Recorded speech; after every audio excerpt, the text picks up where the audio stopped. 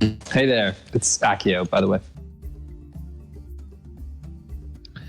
Hello, Akio. How you doing? I'm good. I'm looking forward to it. Good. All right. Well, I saw you were industrious and got your character stats all rolled up.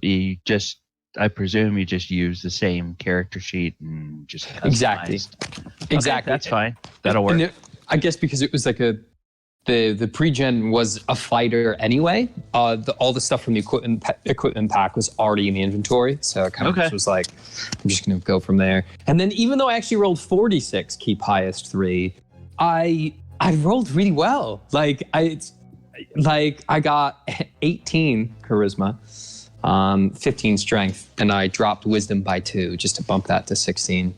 So you get the nice +2. So I'm really happy. Honestly, I would be worried if it was like, oh no, roll again, just do 5d6, keep 3. I'd be worried they get worse, frankly. Well, okay, that's fine. Yeah, I'm happy. And I rolled because you get a little extra gold. I rolled and I got like some fine clothes, and some garlic, just for the sake of it, like little things, mostly just kind of flavor stuff, Okay. No pun intended.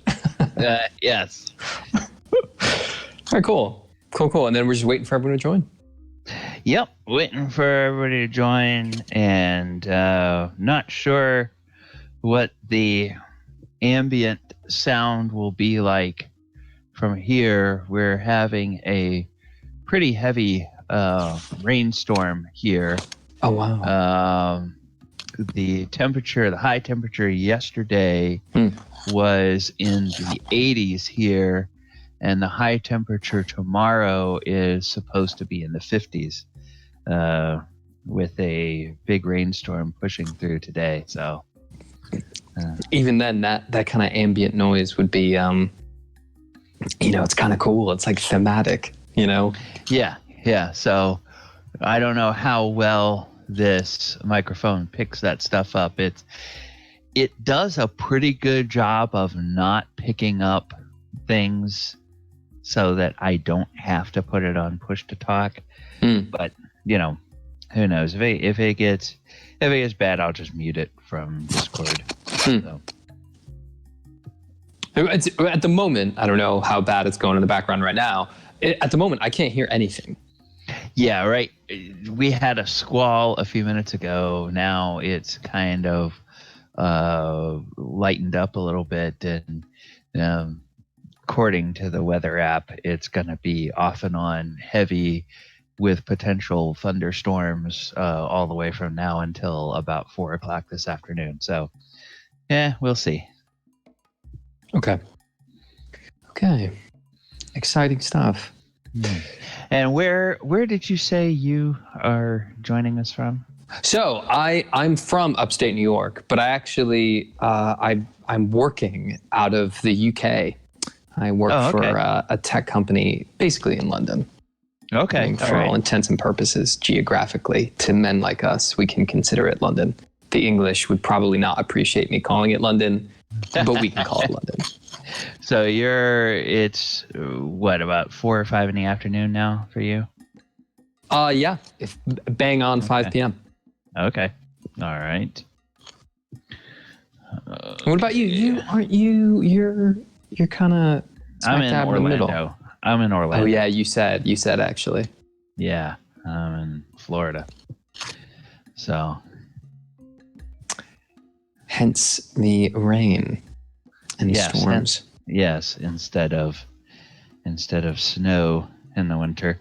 I've dealt with my share of snow. I lived in the Minneapolis area for about 8 years after college. I was working there for a while, and it's nice to live in an area where you get 4 full years. Now, the difference between where you were in upstate New York and in Minnesota is Minnesota gets the bitter cold, but it's a slow accumulation of snow. I mean, you'll get snow sometimes in October, And that snow won't melt until April because it's just cold all the time. Oh, really? Yeah. Now, in upstate New York, I have had the pleasure of being, and I use that word lightly, the pleasure of being in Buffalo in January. You get like 24 inches of snow in 2 hours. Yeah, and it really does come in those kind of waves where you suddenly get a ton of snow, and it you're loaded up with it, and then it can melt after a week and a half, and you're seeing grass again, and then you get that lake effect snow coming from, the Great Lakes. Yeah. Good morning, LC. How you doing? Huh? I see him, but I don't know if his microphone is working.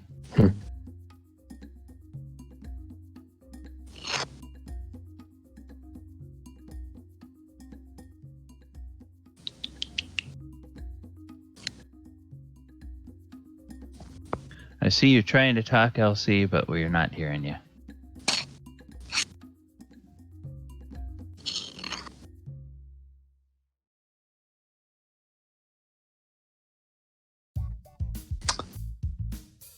So in terms of rules, why the rules cyclopedia?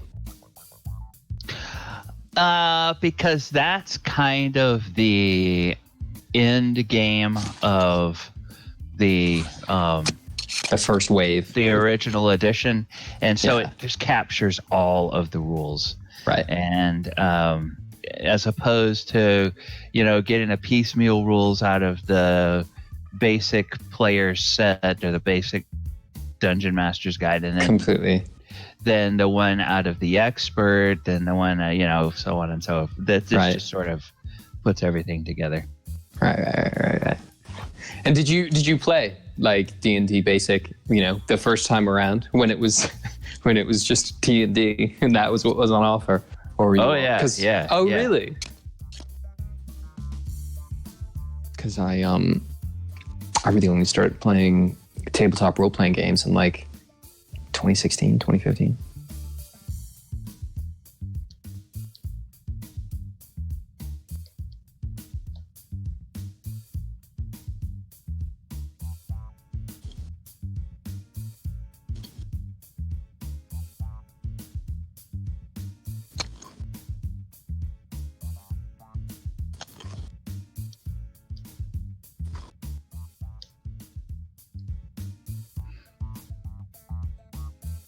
All right. Well,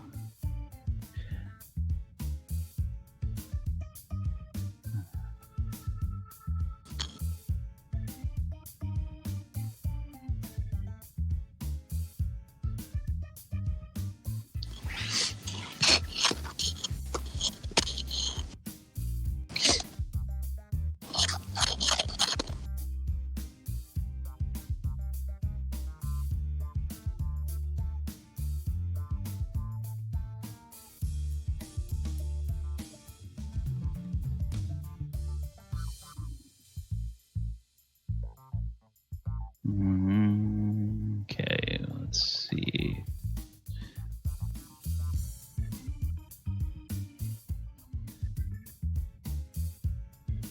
Nothing? Now. Hey, there we go. We finally heard you. Okay. All right, that's good. Okay, so let me go over here. I haven't heard anything from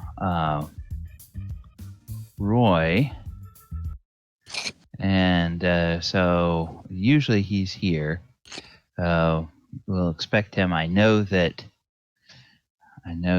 Tony had said during the week last week he wasn't sure whether we were going to be playing last week or not, and so he wasn't here then.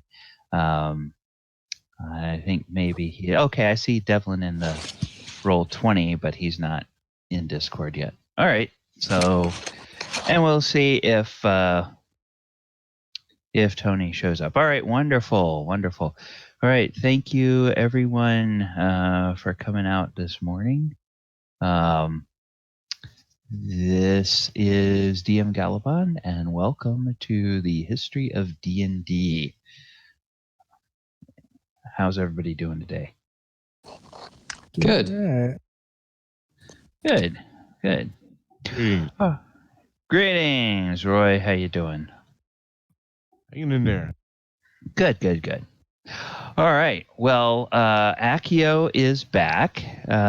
So for next session, I will need to go ahead and update the slate and add him to the list of players, so that now that you're coming for 2 sessions in a row, that makes you a member of an official member of the game now.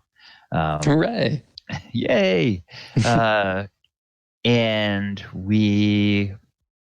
I talked with somebody else, Wesley, who rolled up a character and got everything ready to go. That was kind of last minute because I talked to him on Thursday and he asked me to send him the information. And by the time I was able to, it was kind of late yesterday. So I knew that was a little short notice for him. Wasn't sure whether he was going to be able to show up today or not. So I figure we will introduce his character when he's able to join us. And speak of the devil, it sounds like Wesley is here. Good morning, Wesley. How you doing? Good morning. How are y'all? Doing well. All right. Well, we have LC, Doc, Accio, and Wesley. Now, Wesley, since the rest of these guys are a little new to you, why don't we go around the room once again and have everybody just introduce themselves a little bit, and so kind of start putting names with voices. And I'm just going to start with the way they appear on Roll20 on my screen. LC, go ahead and tell Accio and Wesley a little bit about yourself. Well, me personally, it's been like a year now that I've started playing D&D. I started not too long ago that I started listening to a couple of D&D based podcasts, got more interested, started buying the books and got interested that way. And wasn't too long ago that I started my first D&D group and played in that for a while. Still playing in it, so that's fun. But after a while I heard about this, was invited. I heard the invitation from Galabond and decided to see what it's like and join in. And yeah, it's been pretty fun so far, and I've really enjoyed my time here. Excellent. And Doc? My name is Devlin, and I'm soon to be the ruler of the world. Oh.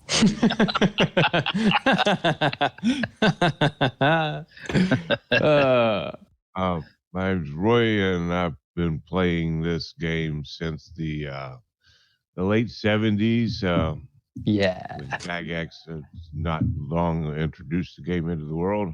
Started from the paperbacks when we actually took the time to photo. We borrowed a copy of the game from a friend because we didn't have the money to go buy it ourselves. We took it to the library and photocopied about the 30 pages that it was, stapled them together, and hence we had the game.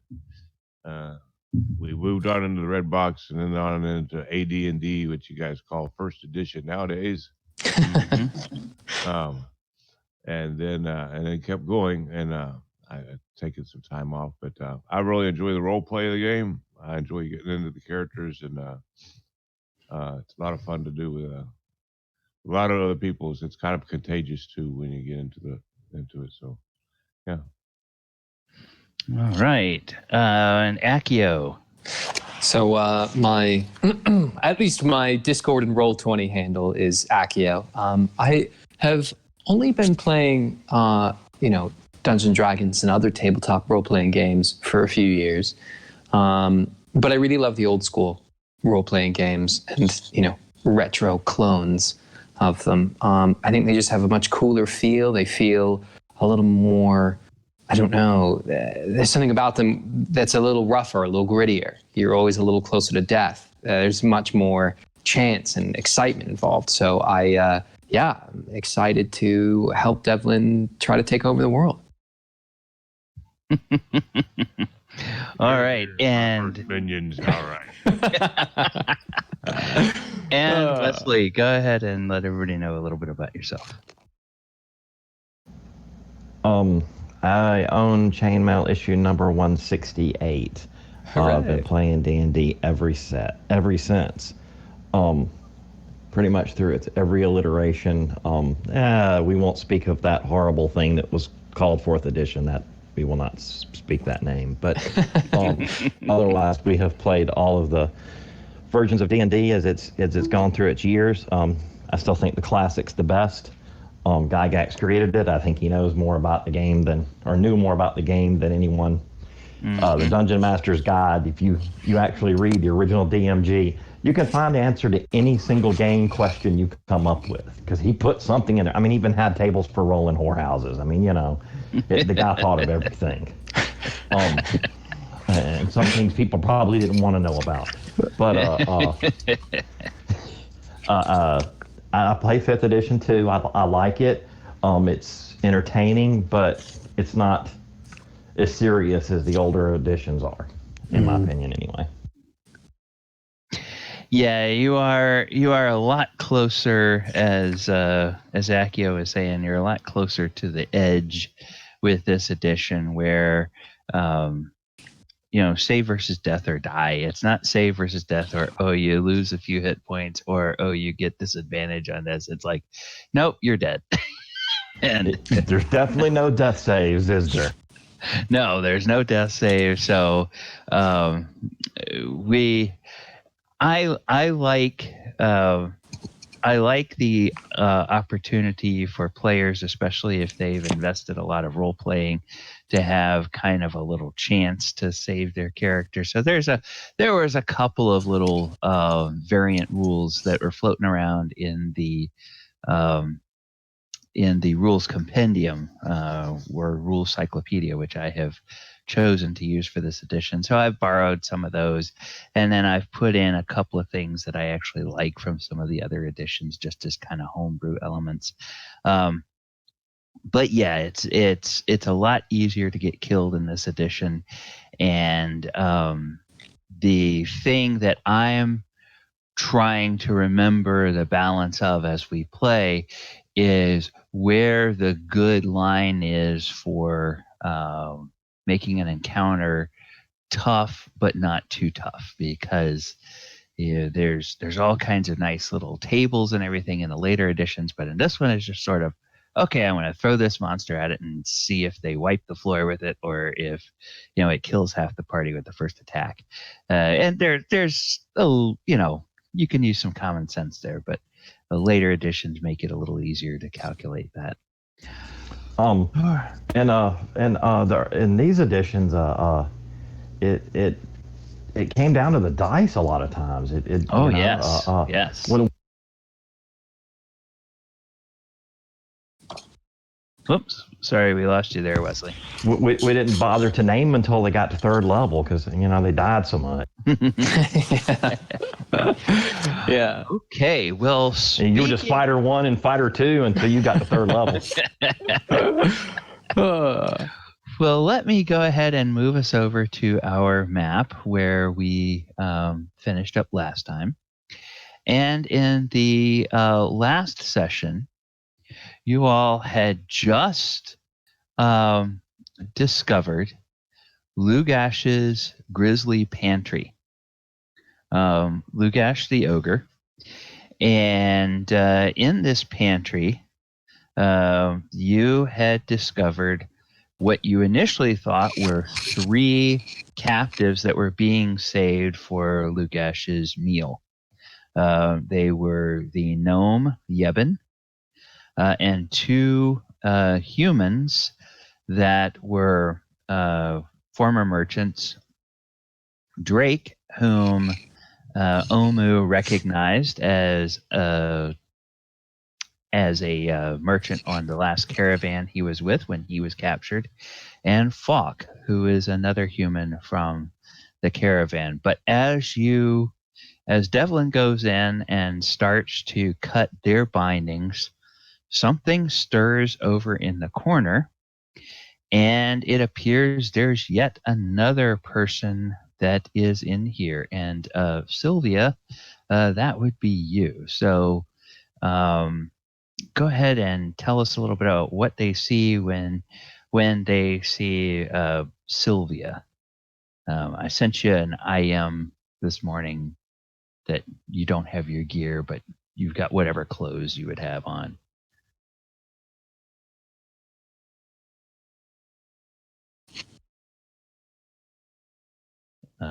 Wesley, we're not hearing you. You might be muted.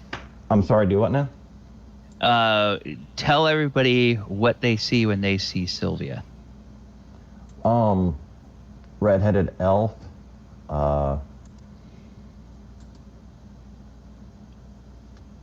She's wearing plate armor. Carrying a longsword, shield. You guys.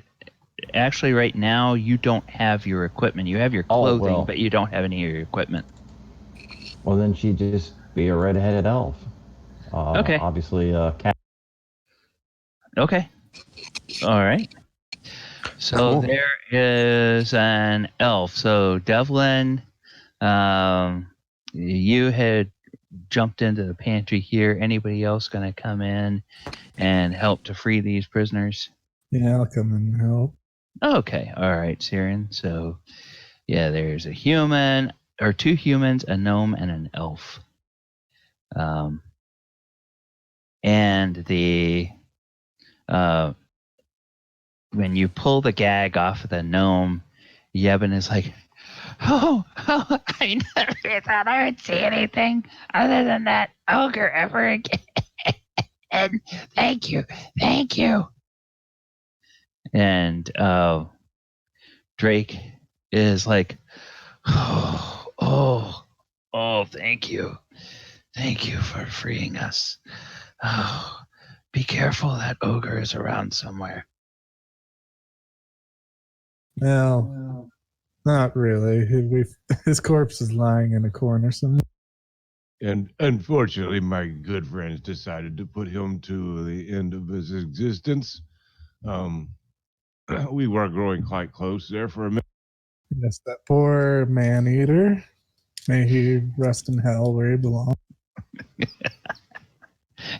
And just shakes his head.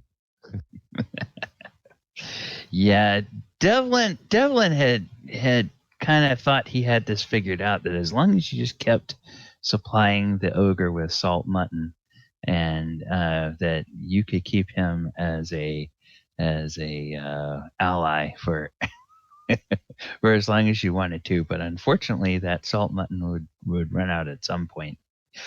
Omu, you had put your gear back on, and then I guess while you were putting your gear on, you noticed another pile over in the kind of the north west corner of the room. Yeah.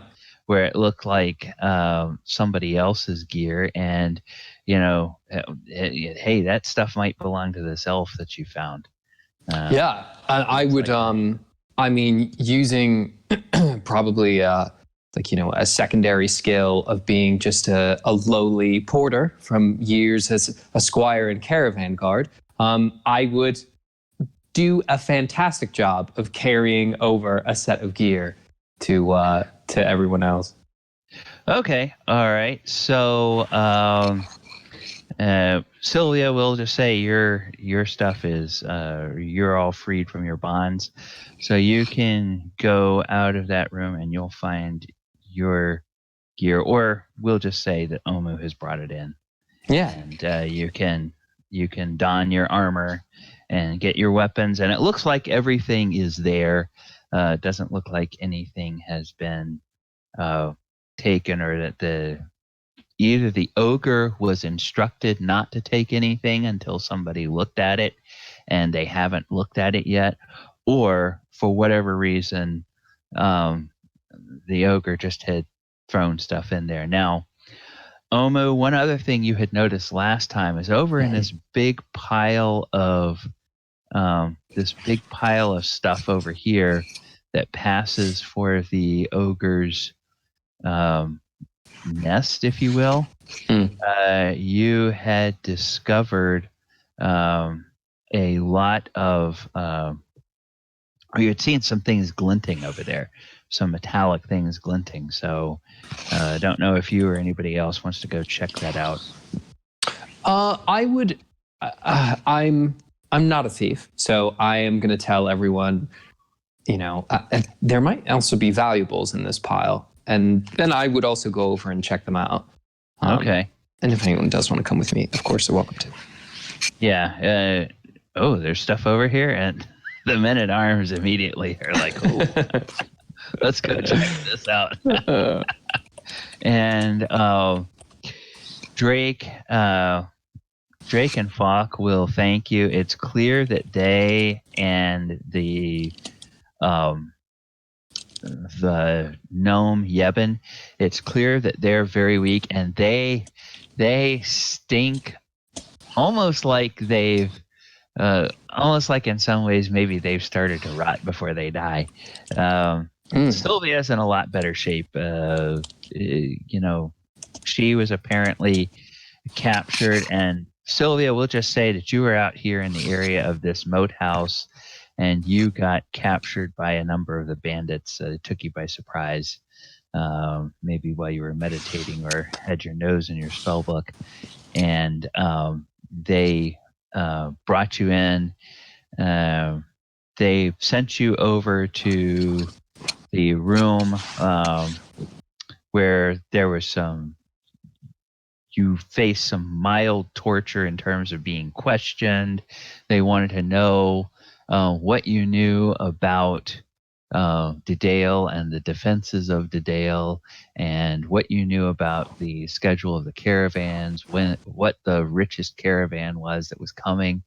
It was clear that you didn't have answers that satisfied them, no matter what you told them. And so they just told the ogre that the ogre could have you for a meal, and he knocked you out, dragged you over, and threw you into this pantry.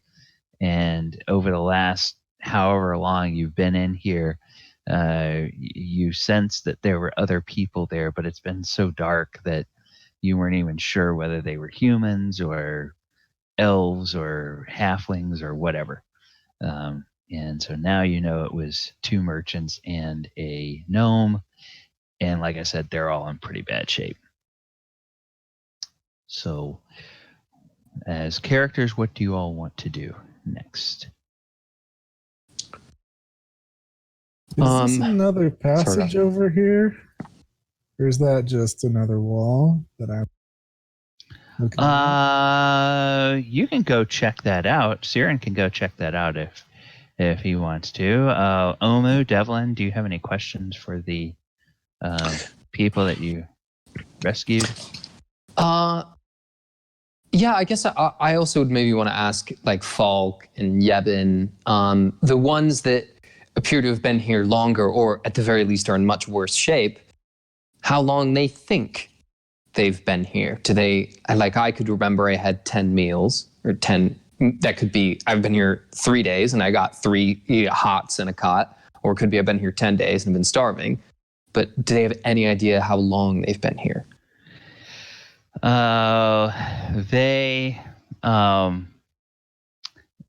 They shake their heads. Falk has been here a little bit longer than the rest of them. Falk remembers when they brought Yebin, and when the ogre first opened the door to throw Yebin in, he thought that meant the ogre was going to drag him out to the cookpot, but instead he threw somebody else in, and he laughed at them and said that they needed to age and tenderize a little bit more before he ate them. And then Drake, of course, was in about the same time that you were being captured from the same caravan. And he doesn't know how long either, but he confirms that yes, both Yevon and Falk were here.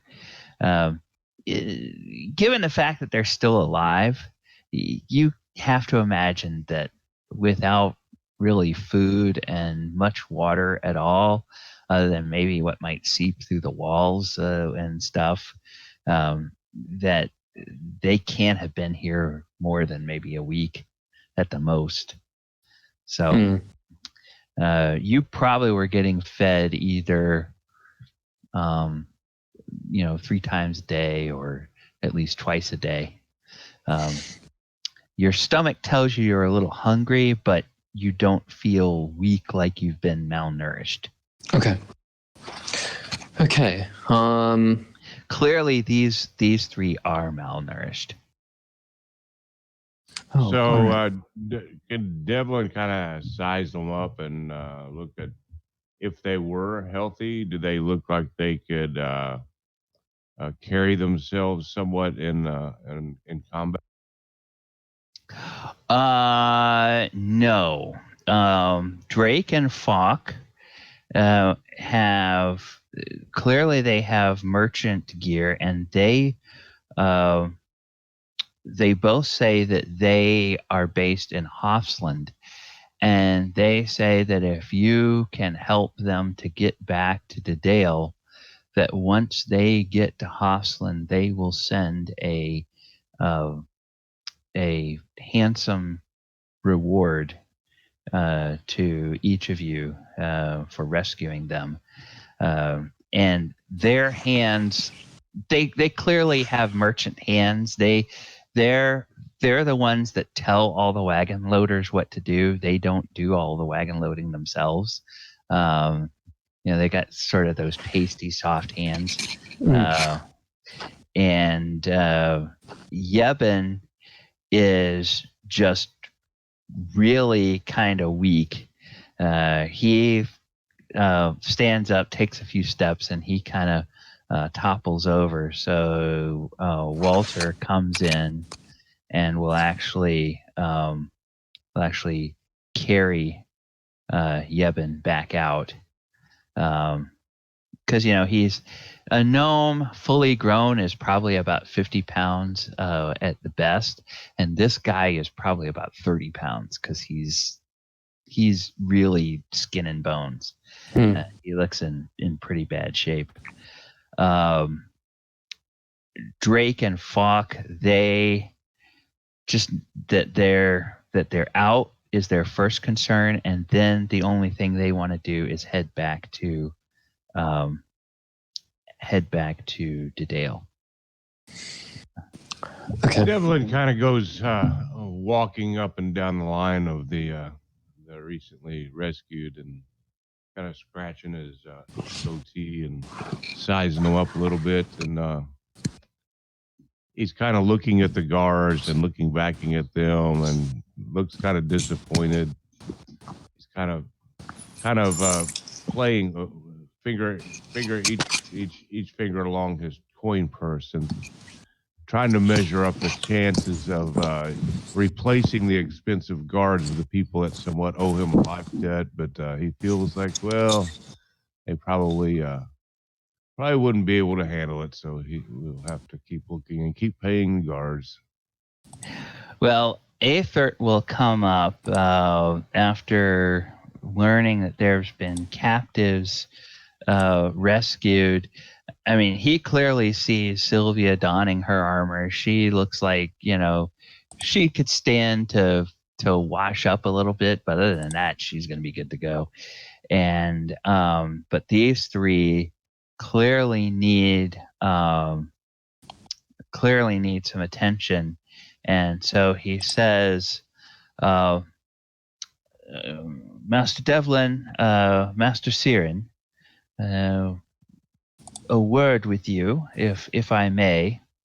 I think it might be best if we took, if I sent 2 of the guards, perhaps Walter, since he's been hit a few times by the by the enemies here and yes, exiled. it survives quite well, as it were. Yeah.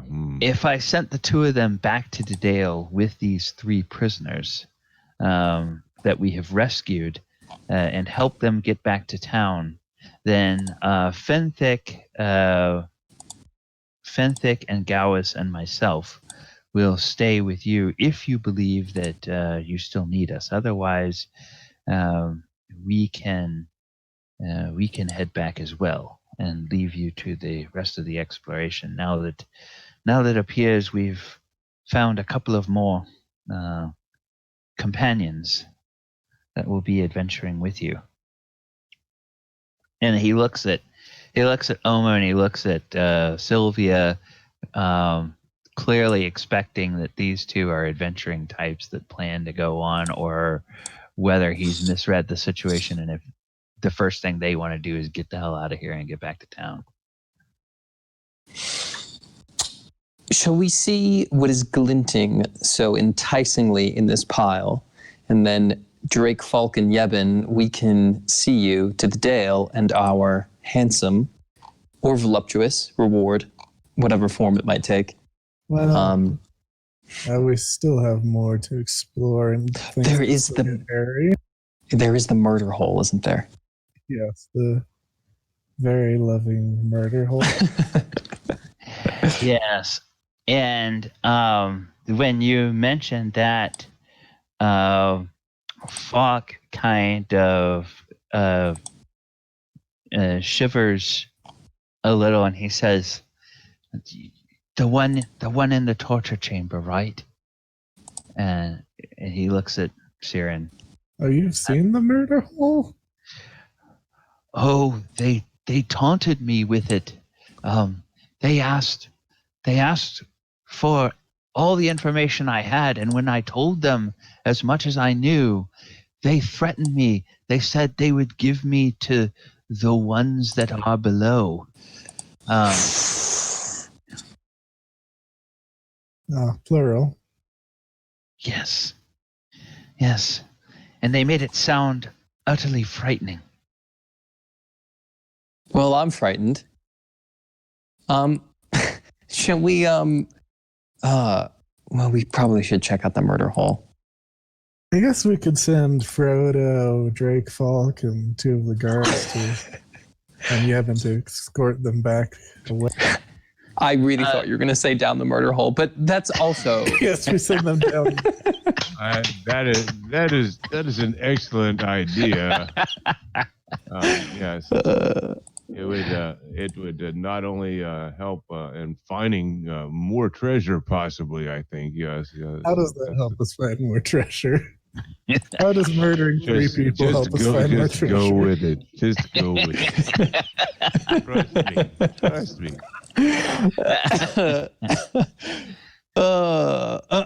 They seem to have a very keen eye. So, and this Wesley character, he could take a punch, and he just never falls over. He just never. Anyways, I think punched and hit, and he just will not fall. I mean, he will never fall over. Anyways, I say you 6 take the horses back.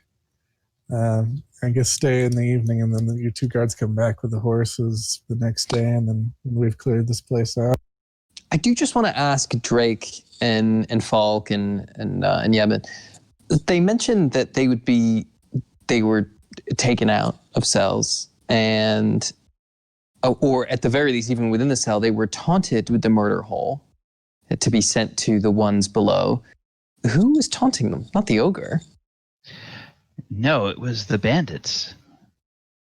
The bandits from upstairs brought us down and tortured us, and the ogre sort of seemed like I don't know, he wasn't exactly their pet, but he seemed at least an ally. He was the guardian of this level, if you will.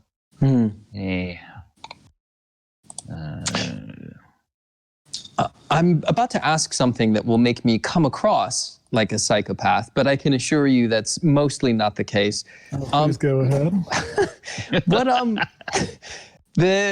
was this just ordinary torture, or did it seem to have any arcane or ritual flavor to it? Were there any symbols or chanting? Was there anything that appeared to be supernatural while the torture went on? Common domestic kind of torture. Yeah, just more professional. The weekend, like the kids are with a relative, just getting in a little torture with the wife. No, they will tell you. Somebody has an open mic, so if you can close that, thanks.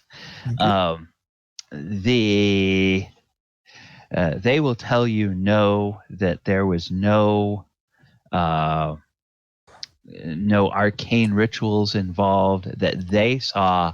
They of course brought up Bargle's name, and by association they came to understand he was something of a magic user, but they didn't see any magical torture. They're not sure what this down below was. Ogre is probably the most exotic and horrifying thing that these people have ever seen in their lives. If I give them the description of the bandits we fought earlier, like their leaders, and I ask them if they recognize, if that sounds familiar to any of the people that tortured them, what would they say? They would say yes. And Sylvia, when Siren describes the bandits, that sounds like the people that captured you, dragged you down here, tied you up, and they beat you with clubs on your arms and on your back, and bruised you up pretty good, and they knocked you around the head a little bit. And once they figured out, they quickly took away all your gear, so you didn't have your gear, and then they knocked you out, physically knocked you out. So, and they kept you very kind of sleep deprived and whatnot, so you weren't able to rememorize any spells. And of course, once you were separated from your spell book, you didn't have that opportunity either. So. Of course, they wouldn't let a caster keep their spell book. No. But it's there with all her gear, so she was able to get it back. And that's kind of what makes you think almost seeing the fact that there was a spell book, that there was nice armor, that there was good quality weapons, both that you had and that Sylvia had. It clearly seems like it was being set aside for some reason. So, maybe there's somebody that this ogre answers to that comes by every now and then and examines everything before he's allowed to do whatever with it. And if somebody could scare an ogre into not fooling with stuff, well, they might have some magic. Or at least a really big stick to beat the ogre with. Yeah, interesting and low-key terrifying. And what we've seen in the pile that just seems to be sparkling. Can you take a look? Yes, you can. So heading over there, you start to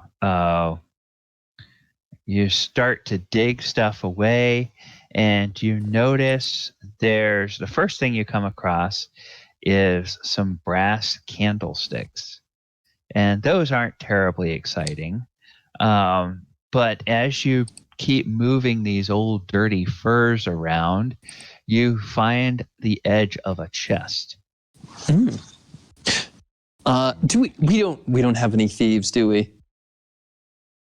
We are all fighters and an elf. Is that right? 2 elves now. Oh, 2 elves. Okay. No, Devlin's a rogue.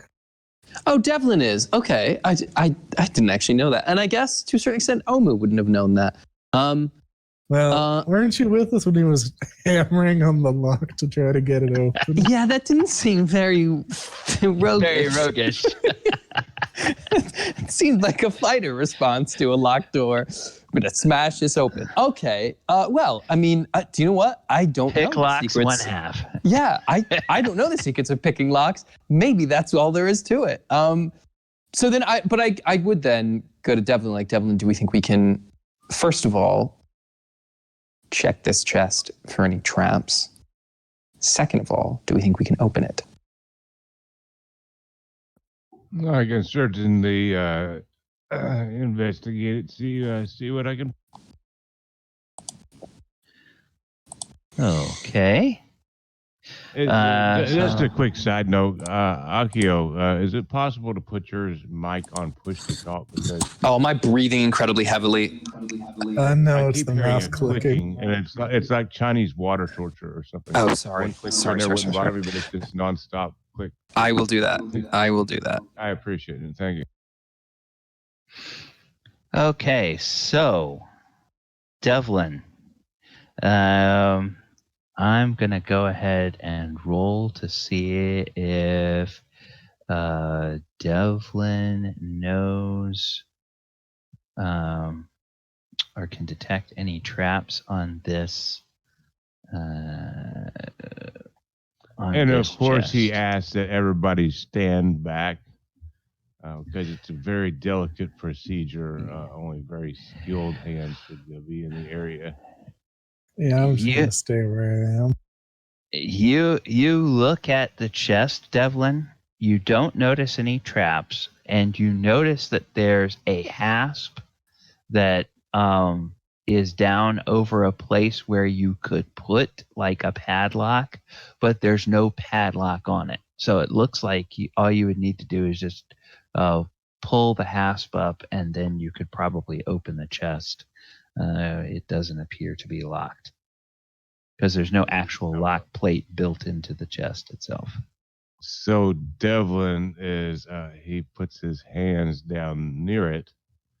He goes, "Okay, I think I found this is very intricate. It's going to take some delicate here. I think I got it." And he goes to pull it out.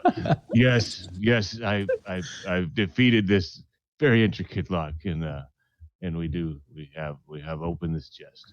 You didn't have to hammer it on this time. And the chest opens, and in the chest there are the glitter of coins. Most of them are copper coins, to be sure. There's also some things that glint. At first, it looks like they might be jewels, but as you grab some of them up, you realize they're glass beads and not jewels. But in the chest, you notice this amount of coinage, and I'm going to put it first in the Discord, and then I'll add it to the party treasure list.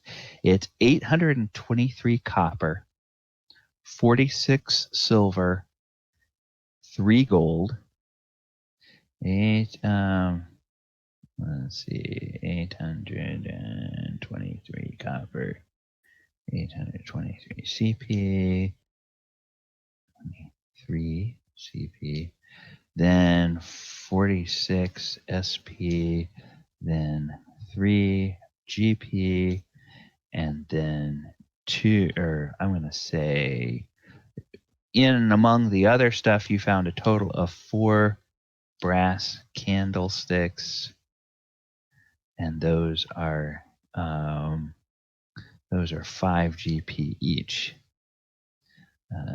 So that is what you find in Ogre Nest. Okay. And then, who all is looking through that ogre's nest of stuff? I think Omu was. Devlin is for sure. Devlin is. Siren, were you?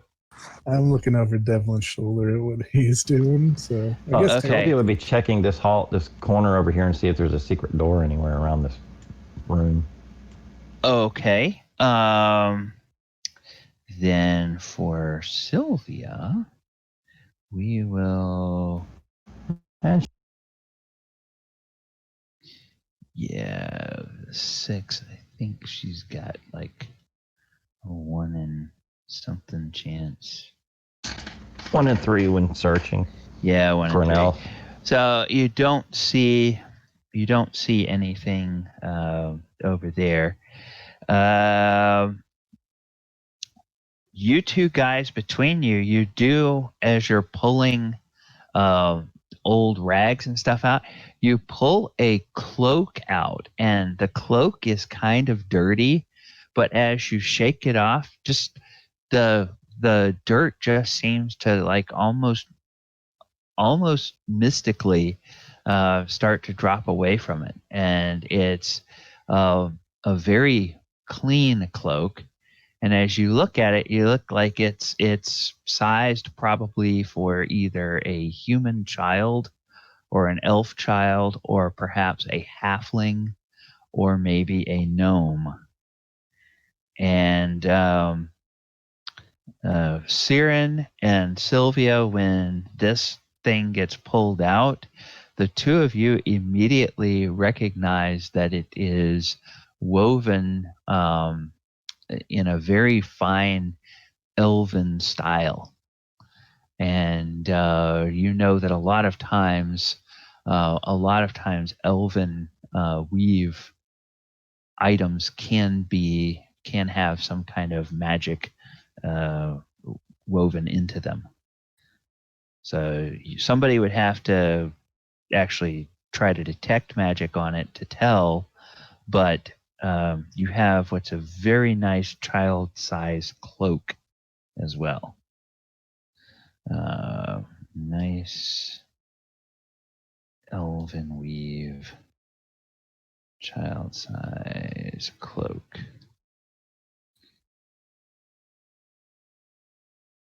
And how many of these glass beads are there by chance? Oh, Like you're probably handfuls? no, probably a handful, probably like 5 or 6 in total, and they're about the size of marbles. They're not huge. They're kind of large for beads, but they're not big.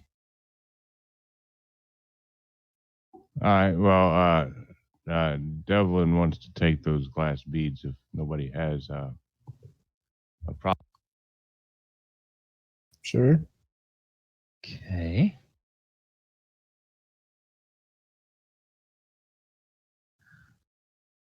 I'm sure these will come in handy somewhere. To trade for incredibly valuable things from perhaps uninformed natives. No, do these glass beads appear to be valuable at all? No, they don't. They appear like, like cosmetic jewelry, costume jewelry. It would probably be glass beads worn on a large string of beads, to appear oversized. But, And they, do they have a hole through them so that like they perhaps at one point were on like a necklace of some kind? Yeah. It looks like they were on a necklace at one point. You know what? Like, let's get these 3 merchants who are going to be no help at all if it comes to violence. Get those 3, you like little shits over here. And I just want to say, can we not get these guys to appraise this? Like, they're merchants. How much is this worth? Falk, Drake, Yebin. they all look at it and they honestly say, well, by themselves, they're not really worth anything. If you put them together in a nice string of beads, they might be worth, they might be worth a gold piece, but it's something that a good wife from a farm town or a village might wear. It's not something that would be fashionable in one of the large cities. Okay. It's just kind of basic stuff. How sturdy are these? Like, if I were to roll them on the floor, would people just crush them walking them, or would they accidentally slip on them? You get the impression that they'd be more likely to get crushed by somebody walking on them than to cause somebody to slip and fall. Yeah. They're not sturdy in the way that like ball bearings would be sturdy. And okay. I mean, go on, sir. I think it's murder hole time. Okay. Now, Siren, you had asked before, would you were over here, I think, in this eastern part of the room. So go ahead and roll a d6 because you were looking. Nice. Okay. All right. Well, over here, you do notice something. Oh, it's an S. Notice a secret door. And as you go fumbling with it and fiddling with it, you do figure out the mechanism. There's like a cleverly little recessed catch in the wall. And when you press it, a section of the wall does open up a little bit. And you can see that there is a passage beyond. So I'm going to go ahead and open up what it is that you see. You see this area here, and you see a stairway. Mm-hmm. That stairway looks like it goes up. And when it gets to about, I need to go back. When it gets to about here, about to the corner of the stairway, everything is choked with rubble. But you figure, this probably goes back upstairs to the level where those bandits were staying. So at the time that this was constructed, it looks like that was probably a way of getting from the upper level to the basement another way. But that would have to be cleared out and repaired. And you don't know if there's any structural damage to that stairwell or not. But, and if you ran back upstairs, you could probably go and find where the other end of that is coming down and where it got choked off. All right. Remind me, were there only 2 staircases upstairs or 3? There were one staircase that you noticed going up, and to the upper level, everything was collapsed. There was a second staircase coming down that you used, and there was a third staircase that was going down, and it was choked off. That may be the other side of this one. Okay. Because that other one that you saw going down was kind of small. But yeah. So you have discovered that. And then I don't want to keep probing for secret doors, but this almost looks like another secret door, right? Well, I guess. Go ahead and see what would happen if you roll a d6. Oh, it's a 5. 5. Well, Sylvia, Siren found something interesting over here. You can come over and you can have a look at it if you want to see. No, apparently apparently there's not anything there. Now watch me roll ones for damage and battle. Yeah.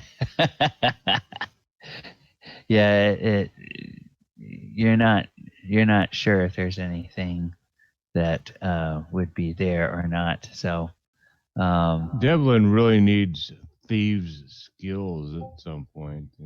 Oh, Devlin will get to be really good at thieves' skills as he levels up. Just this edition, everybody starts with baby stats, and then your class abilities just sort of level up. So while you guys are all doing that, Falk and Drake come out, and Aethert has sort of been. Frodo takes a look at the three prisoners, and he says that basically they need food and water. He has some extra food and some water in his canteen that he'll give them. And, once they get back to town and they rest and they get a few good meals in them, they should be okay. Aethert still is kind of thinking that he would like to send Exard and Walter back to town with the three prisoners. Frodo is still a little bit doubled over from that, his reaction to the stink from the ogre's room, but he says he'll be okay. And he worries about what would happen to you guys if you didn't have somebody that had the healing skill with you. And Aethert then is just wondering whether you all want all of the guards to leave and go back, or whether you want any of them to stay with you.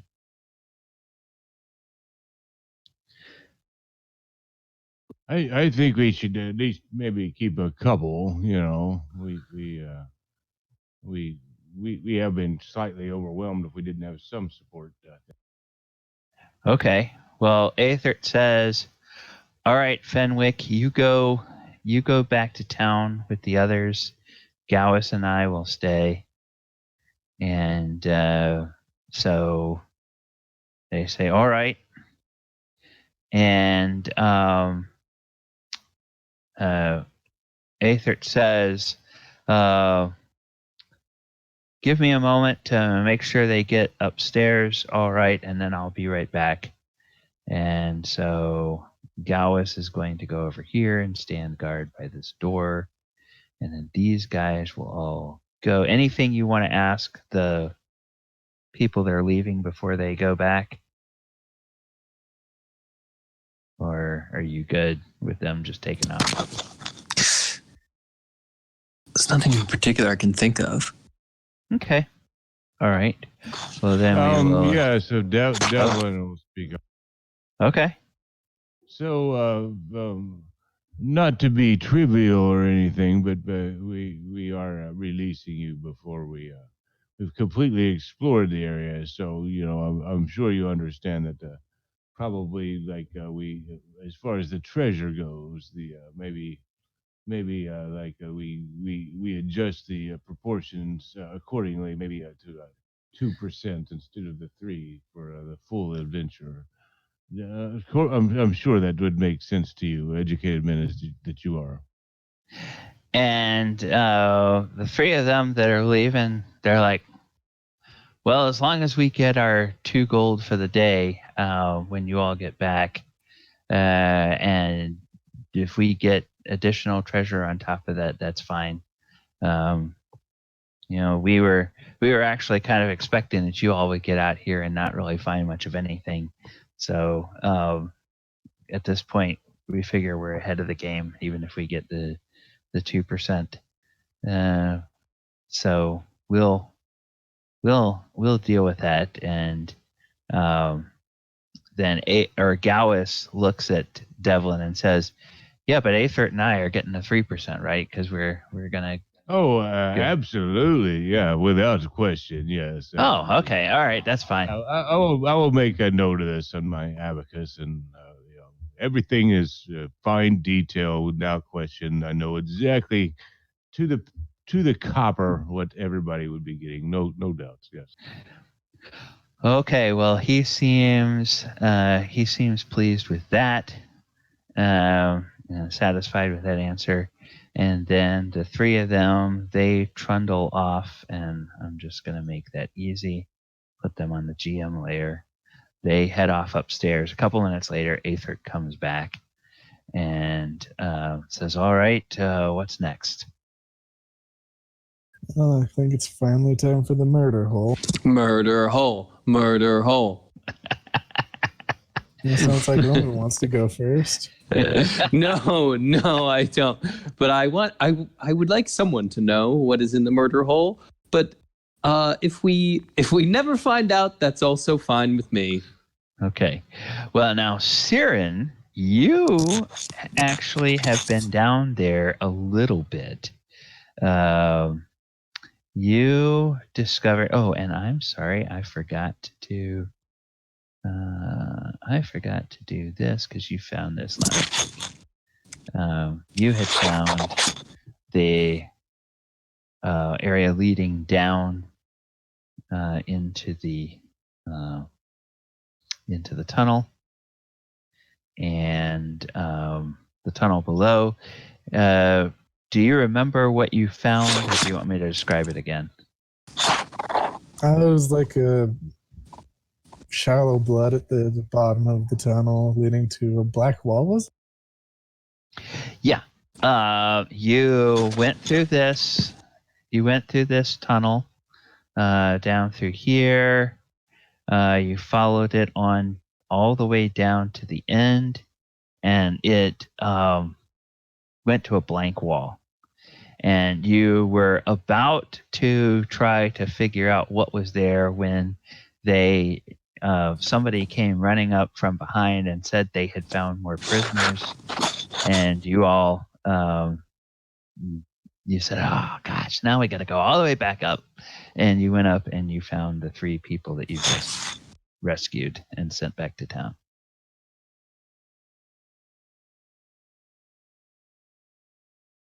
All right, well, I guess I'm climbing down the murder hole and seeing if I can find the secret door again. Okay, so everybody else going to come along? Yeah, it's kind of out here and then down this way. And then over, then over here. And then I'm gonna change this view a little bit on the thing to make it a little bit easier to see a bit more of the map. All right. And so Siren heads down to the end, I guess, down here. Yeah, might as well. And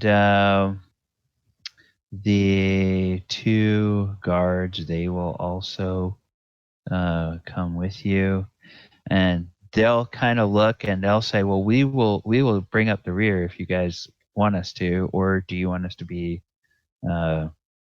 go first? Or do you want one of us in the front, near the front, and one of us as a rear guard?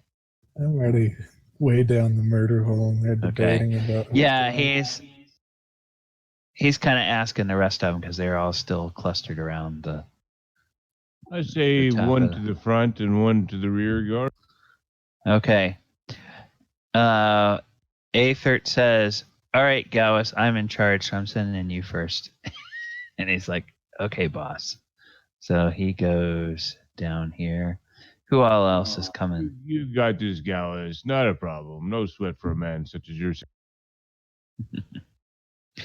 Go ahead and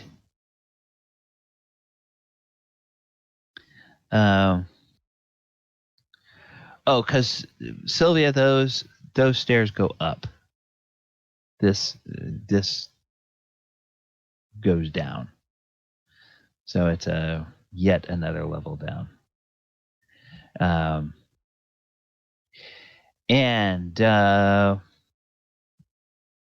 So So who's next after Gowis?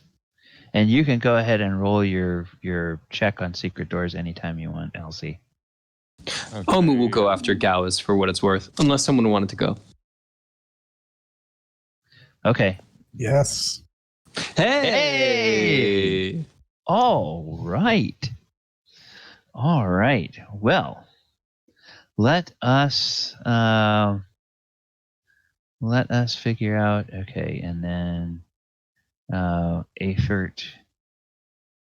Whenever Sylvia goes down there, she can get in front of Aethert, but he'll get down there as well. Well, And how is Omu? How is he dressed? yeah, Omu- now that you've got all your gear, what are you wearing and how? Omu is in chainmail. He's in chainmail. He's got a shield. He's got a sword.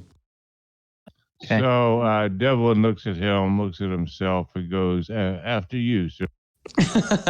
Well, thank you very much, Devlin. Okay. Last to combat, first to loot. And what you see, Siren, is you see this. And then let me actually reveal the secret door itself. Oh, come on. There we go.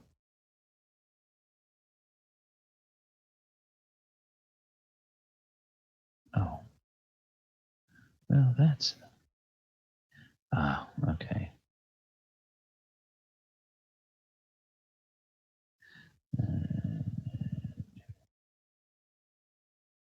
All right.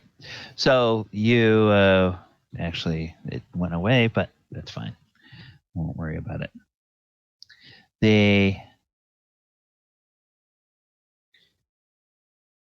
You notice down here... Check my notes.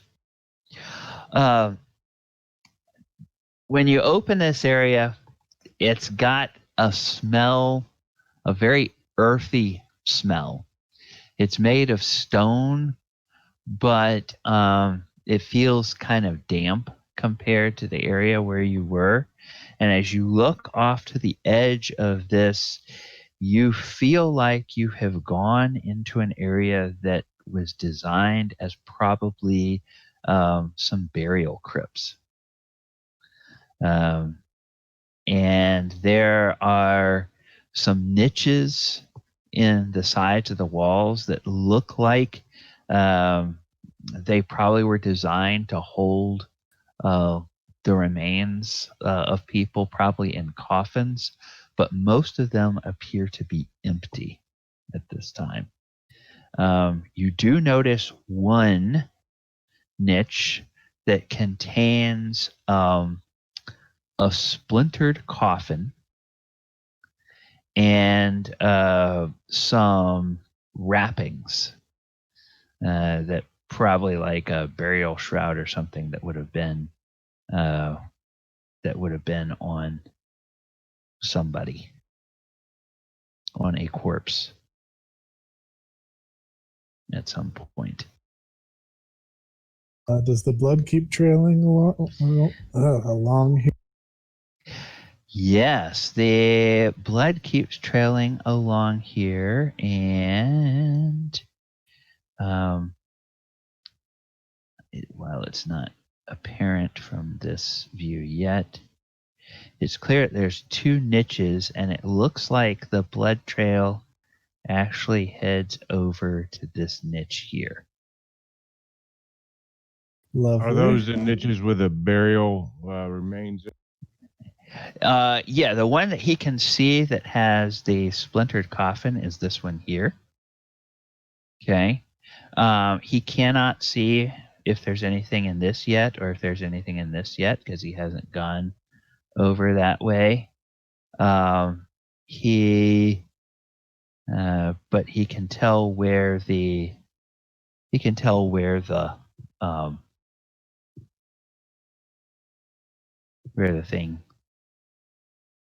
the blood trail goes. All right, well, y'all know the drill by now. If you hear screaming, Don't let me die alone. And then I'll head forward. Okay. Oh no! Yes. If I hear screaming, run the other way. Yes. Oh no! Okay, Gallus will head out. He's Omu won't be far behind Gallus. He will. Trying. Yeah. Okay, now, Siren does not need light because Siren is an elf. And Sylvia is also an elf. For everybody else, what are your light sources? Can we get Gallus to hold a torch? Yeah, you can give a torch to Gallus and he will hold one. I'll do that. As you move out into this area, Siren and Sylvia, you can see the layout here. You can tell that this. Oh, geesh. Oh, gosh. This, this is so much worse than I expected. And as you move out into this area, you hear a rustling, a movement. And the first movement sounds like it's coming from up here, but then you also hear movement from in here and movement from down here. And pretty much all of a sudden, all kind of at the same time. Sylvia, what are you doing up front? You're bound to get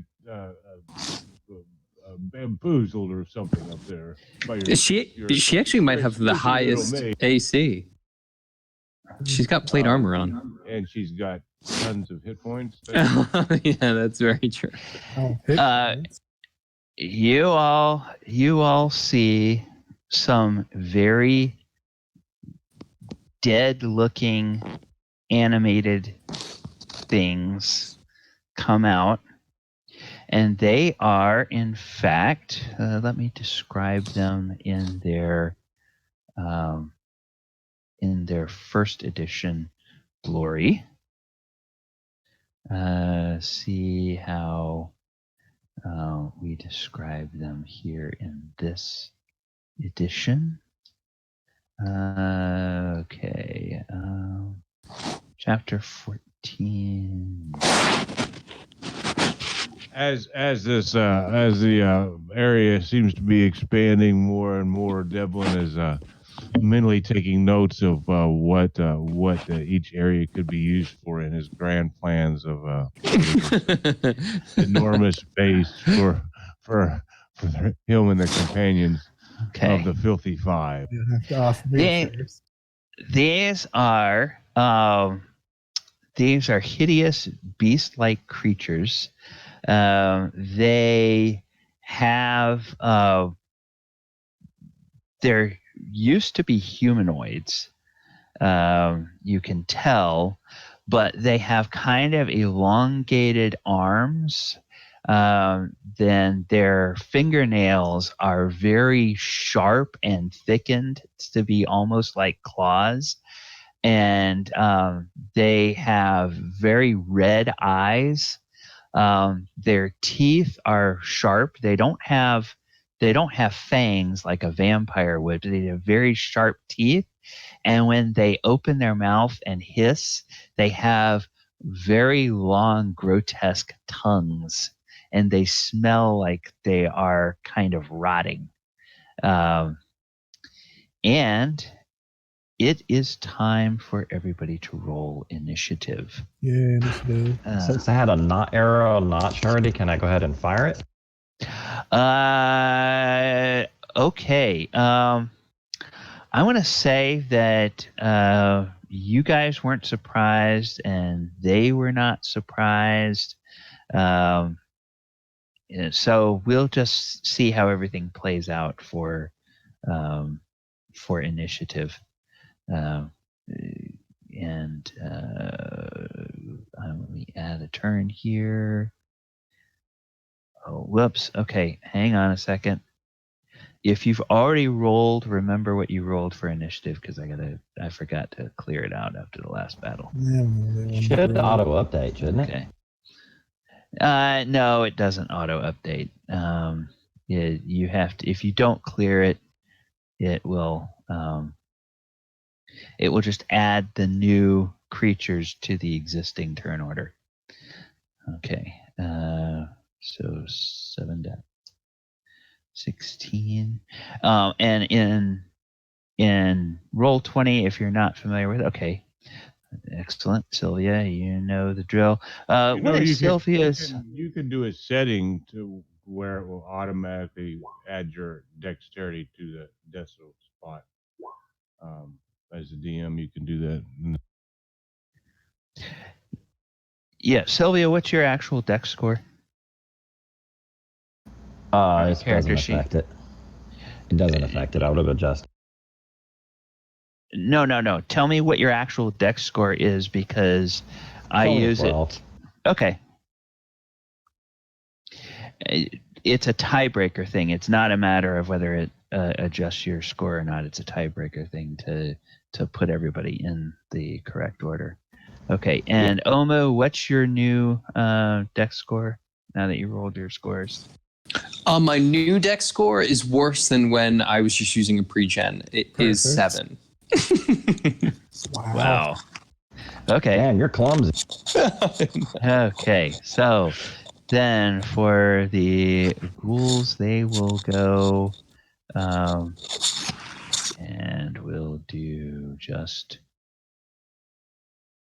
4d6 for them. Okay. Oh, so lovely. And 6, 11, 6, 11.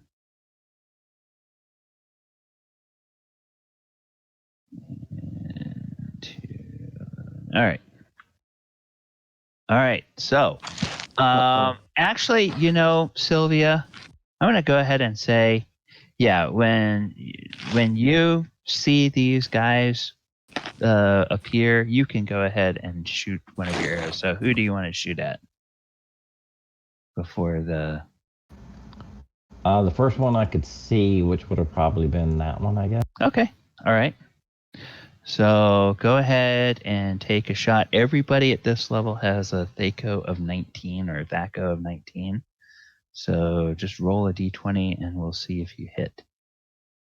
And if since you're using a bow, if you have a dex bonus, that should be in there. Oh, didn't hit shit. Okay, yeah. It's so I'd have missed the bronze out of a barn with that shot. Yeah, that is a miss. Devlin, in the flickering torchlight, from where you are behind Gowis, you can see this hideous undead creature has come out. What would you like to do? Would you like to shoot at it? Most importantly, he takes the half second that it is, and he's going, that mage woman is going to get herself killed. And he's going to, of course, take a shot with his crossbow. Okay. All right. And go ahead and shoot.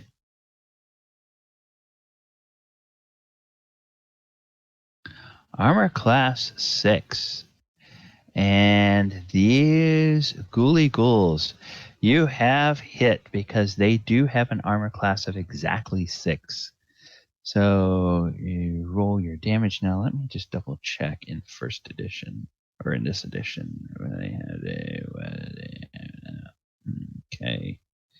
Do they have any special resistances? Okay.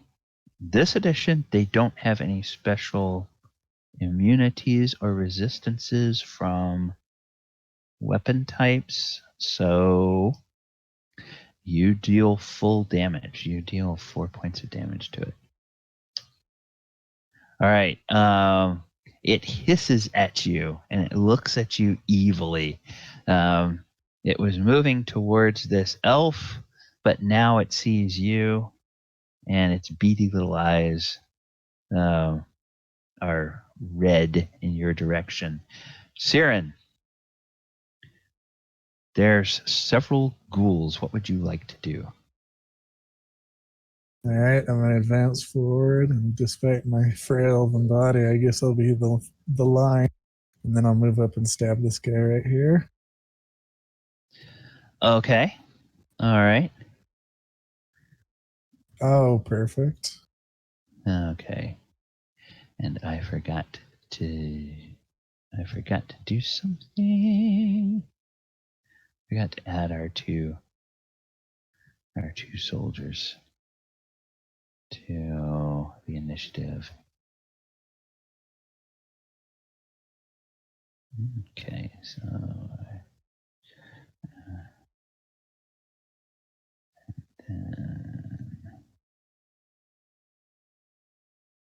all right. Okay, so that was a miss. Well, now the ghouls get to go. And let's see, which ghoul goes to... Oh, this guy up here. He's the first one to go. And looky, there's somebody right there next to him to attack. Now, these ghouls, in this edition, they get 3 attacks. What? Yes, they Good get old to claw bite. Claw bite. So he's gonna roll 3d20, and he's gonna see whether he hits anything. It'll be fun rolling a new character. Oh no! Oh. Well, let's see how it plays out. You got really high AC. Okay. Actually, I have very low AC. Well, he's attacking Sylvia because she's right there. He's not attacking you yet.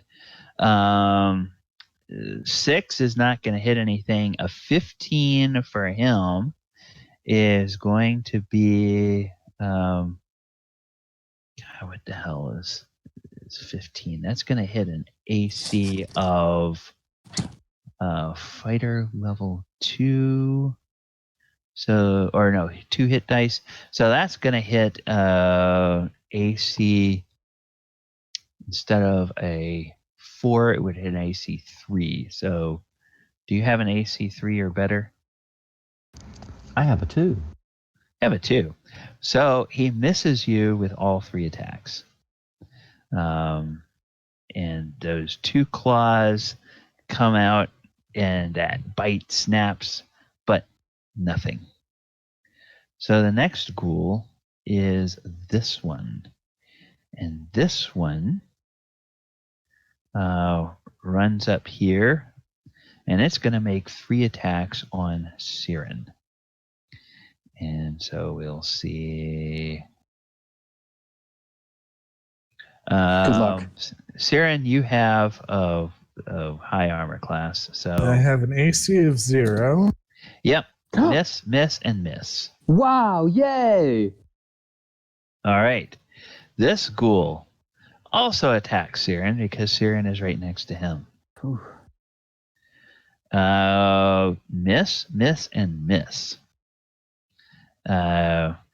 So it doesn't get anything. And Sylvia, hey, there's a ghoul right next to you. What would you like to do? She'll spin around, drop her bow, pull out the sword, and give it a good stabby. Okay. AC 6 for 11 points of damage. How would you like to kill this ghoul? Yeah! How does this ghoul... Okay, right through the throat. Okay, so minus 11. We have 1 ghoul down. Okay, oops.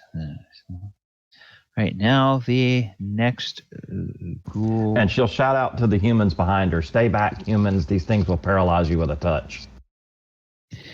Okay. So, this ghoul here... Where is he? Oh, he's the one that's way down here. Okay. So, this ghoul down here... 5, 10, 15, 20, 25, 30. Hey, it's going to go after the... It's going to go after attack, am I allowed to move? Oh, yeah. You can move in any order. There was technically the way the rules are. Every combat round, you were supposed to have everything happen on a phase. So you had your movement phase and your missile fire phase. I just say, okay, no, you can mix it up however you want. So, all right. I just want to move down there and give them some other targets to hit at instead of ganging up on that poor dude. Okay. Well, Syrian's generally hard to hit, and yes. Siren, you are missed 3 times again. Then Aethert. I had forgotten to put him on the thing at first, but Aethert comes out. 5, 10, 15.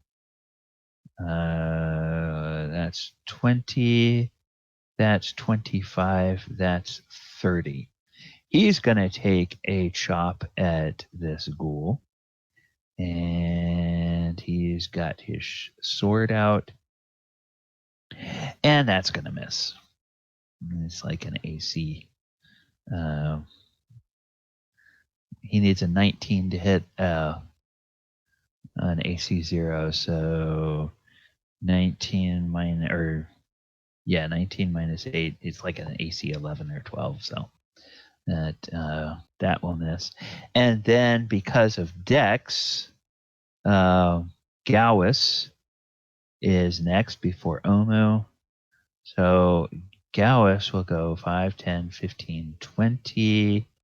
Or no, he'll do this. 5, 10, 15, 20, 25, and he will take a chop.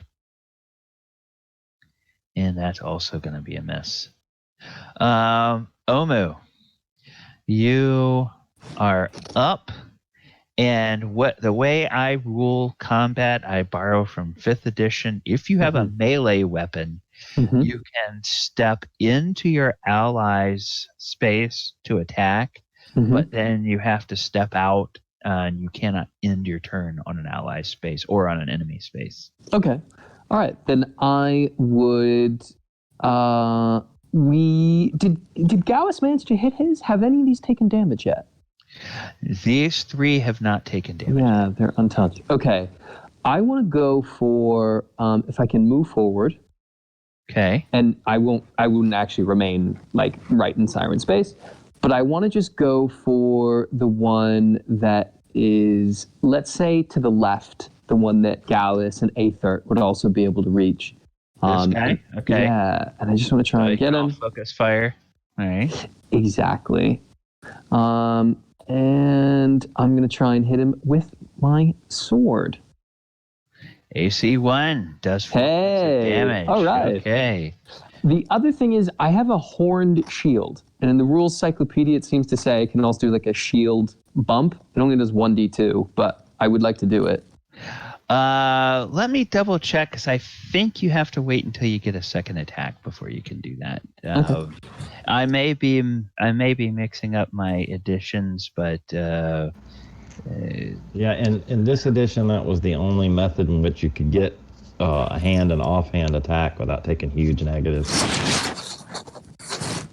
Yeah, so let me go here. Or I'm happy to do it with the -4 offhand attack penalty.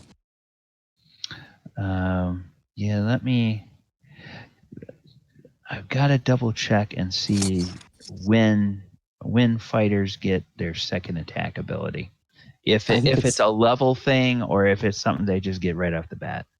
I think in the rules cyclopedia it's like level 15. I definitely won't have an extra attack. Yeah. All right. So open a copy of this again. Let's say horned shield. Okay. So Okay.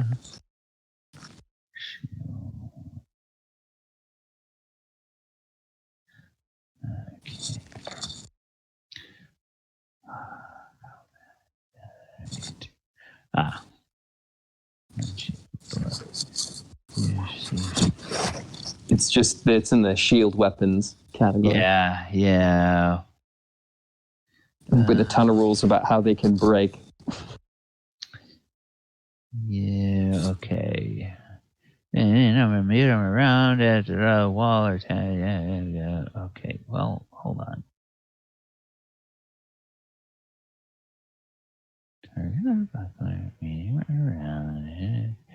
Okay. Yeah, you know what? Go ahead and take a whack with it. See if you can get 1d2, and then we'll double check later to see if we're doing that. Yeah, because that's why I follow the horn shield too. Well, I don't think he's got AC 15. Yeah, unfortunately not. So your shield is a little bit bulky with all your friends there. You can't get it. But the nice thing is that you notice this ghoul might have been a little weaker than his buddy, because when you hit it with your sword, he's already bloodied. Oh, wow. He is at half, at below half his hit points. All right, so now I'm going to go ahead and I'm going to reset the turn order so that your men-at-arms will appear in the right order. And Devlin, we're back to you. There are 3 ghouls left. I think he's still gone. Oh, stuffed away. All right, we will skip him and we will come back to... I just got back. Oh, okay. All right. We're back to you, Doc. So 1 ghoul is down. This ghoul here is bloodied. The other 2 ghouls have not yet been hit. And I want to say, if you're back behind here with a ranged weapon, these ghouls have cover, so you're going to have like a -4 to hit them. If you try to... So basically, instead of hitting on an armor class 6, you'd hit on an armor class 2. If you wanted to circle around and attack them with a melee weapon or a ranged weapon from like somewhere over here, then you wouldn't have any penalty. No, Devlin is not that. Devlin is not that stupid / brave. Okay. He's going to take a shot at the bloodied one. Okay.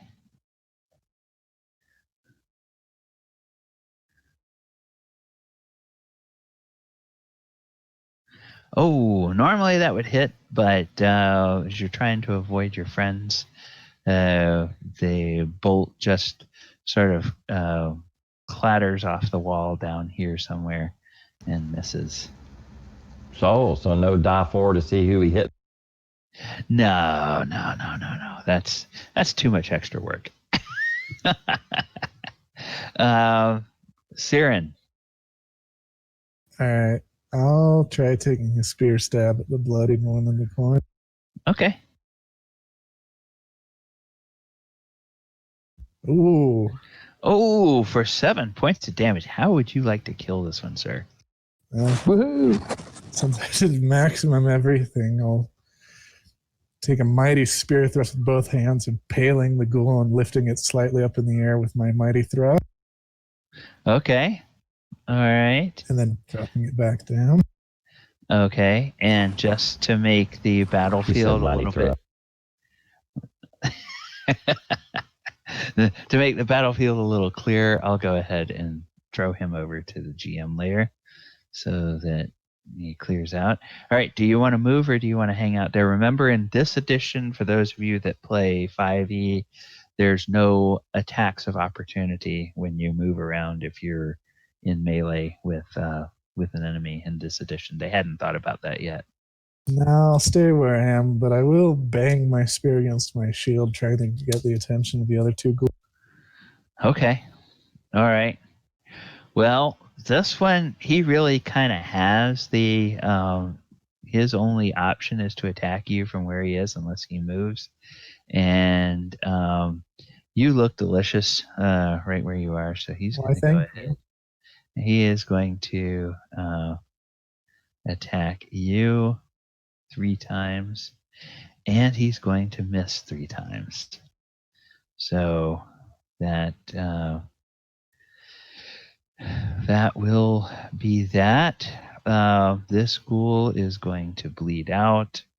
This ghoul here. Oh, yes, that ghoul.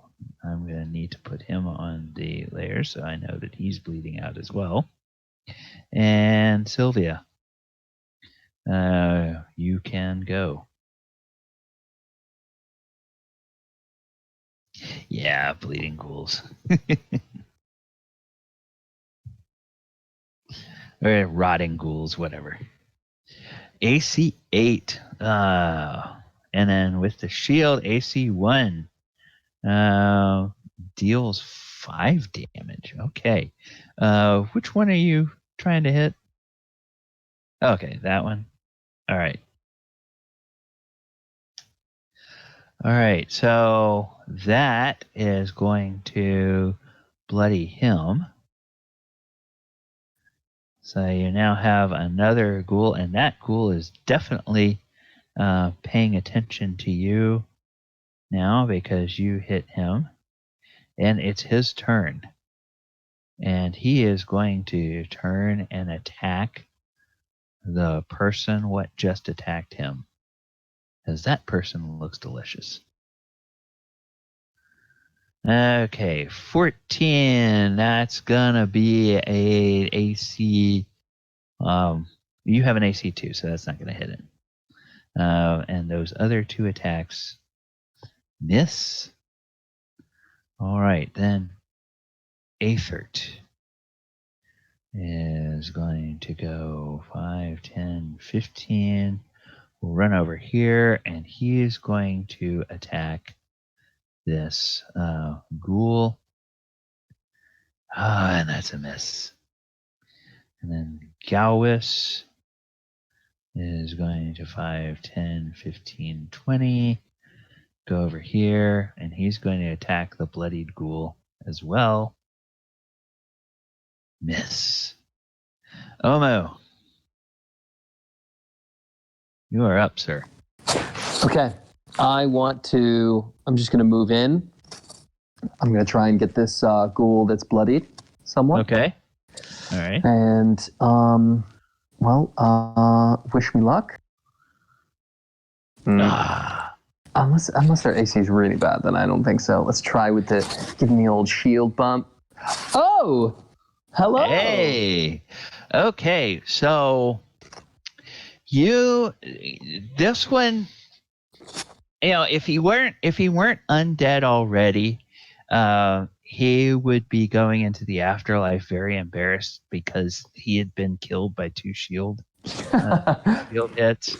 But when you smack your shield into him, there's this sound of crunching bone. And Siren, you can sort of see that ghoul's head twist awkwardly, and he just sort of collapses like a marionette whose strings have been cut.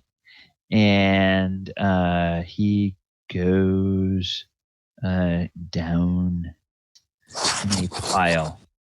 And then we'll go ahead and we'll move him to the GM layer to clear out the battlefield. Ome, you're heading back there, or did you want to move somewhere else? Yeah, I move him back because paying attention to the rolls for the ghouls, I think almost every single one would have hit me if I'd been on the front line. Oh, okay. All right. Devlin, back to you, sir. There is... there's 1 ghoul left.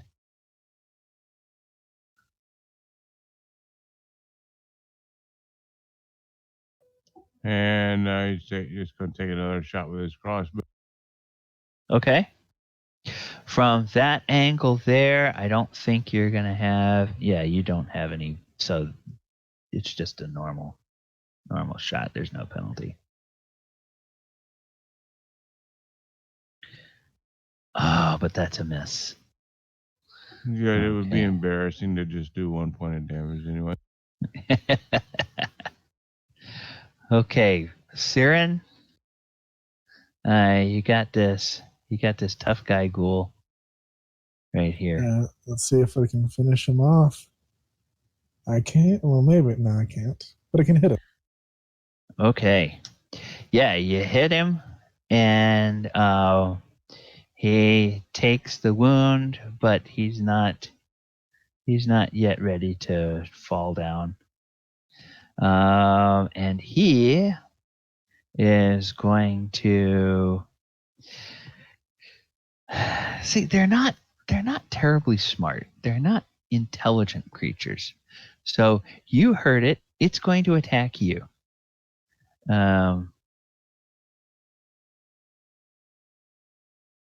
Ooh. So that it hits an AC 1, but you have an AC 0. So it misses. Sheesh. Yeah. Incredible. He has like dodged every single thing. That's so many attacks too. Well, it's because I have 5 hit points. Once I die. In this edition, he's level 1 with an armor class of 0, which is just unbelievably strong for a beginning. Yeah. In this edition, it's like having great armor class is everything. That helps you survive. All right, Sylvia, we're up to you.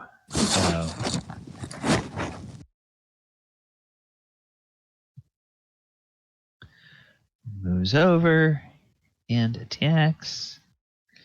Hits an AC 5 for... Oh, hits an AC 0 for 9 points of damage. And actually, your sword is going to be enough to kill it. So how would you like to kill this thing, Sylvia? Right through the side of its nasty head. Okay, just chops right into its head. Its skull cracks, and it falls to the floor, lifeless. And the combat is now over. Dan, dan, dan, dan. Wow. The party is successful. You have vanquished 4 ghouls. And Aethert and Gowis are both kind of looking wide-eyed, and they're like, holy crap.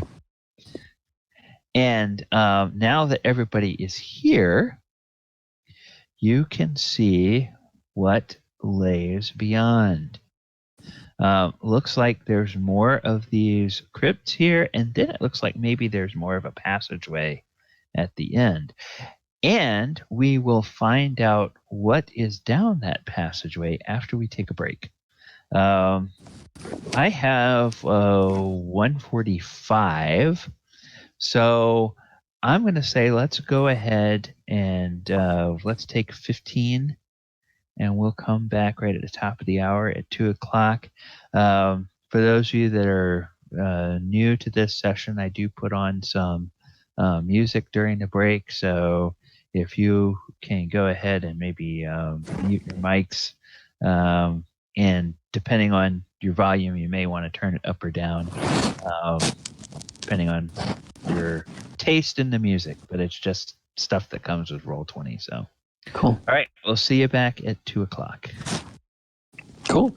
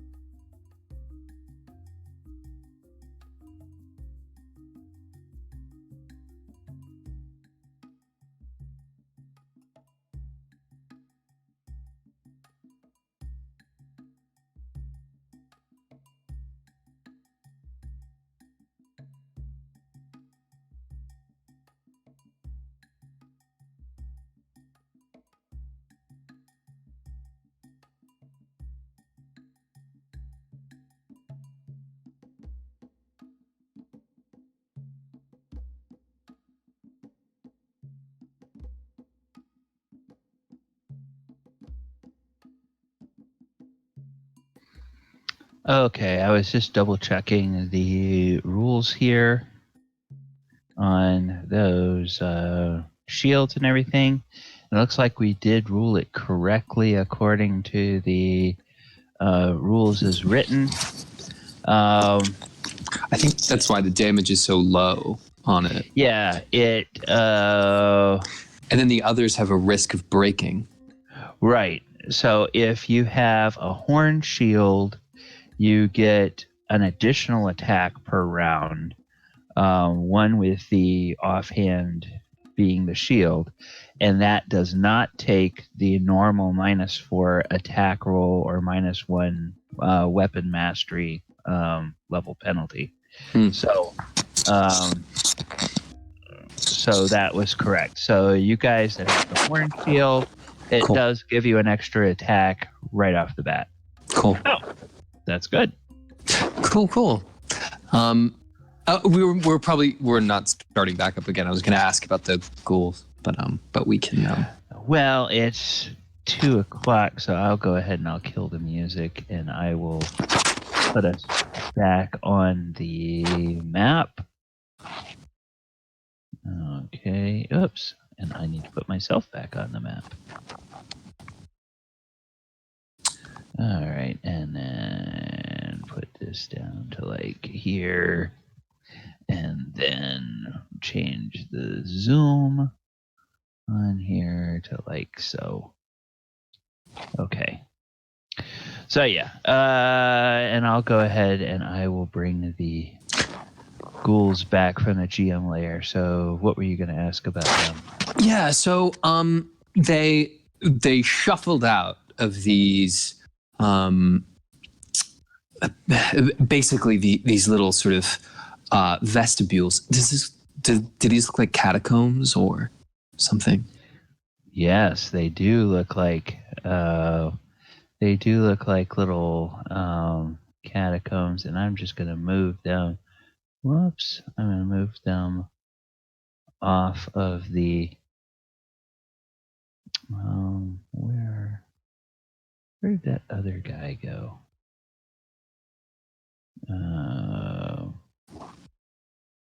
Oh, okay. I guess I didn't put them onto the other layer. All right. So yes, they're in these little areas here. All look like places where there would be normally there might be bodies, remains.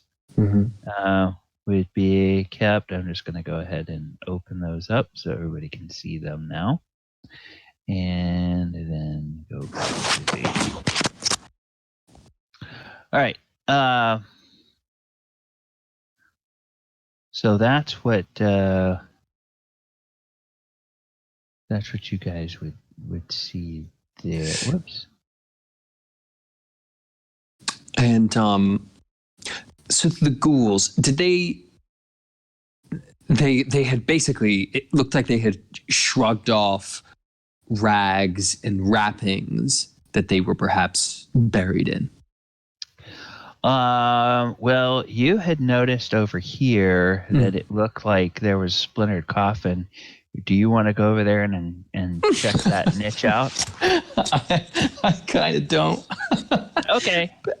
Want to wait till everybody gets back? And well, yeah. I mean, I'm ready for some grave robbing.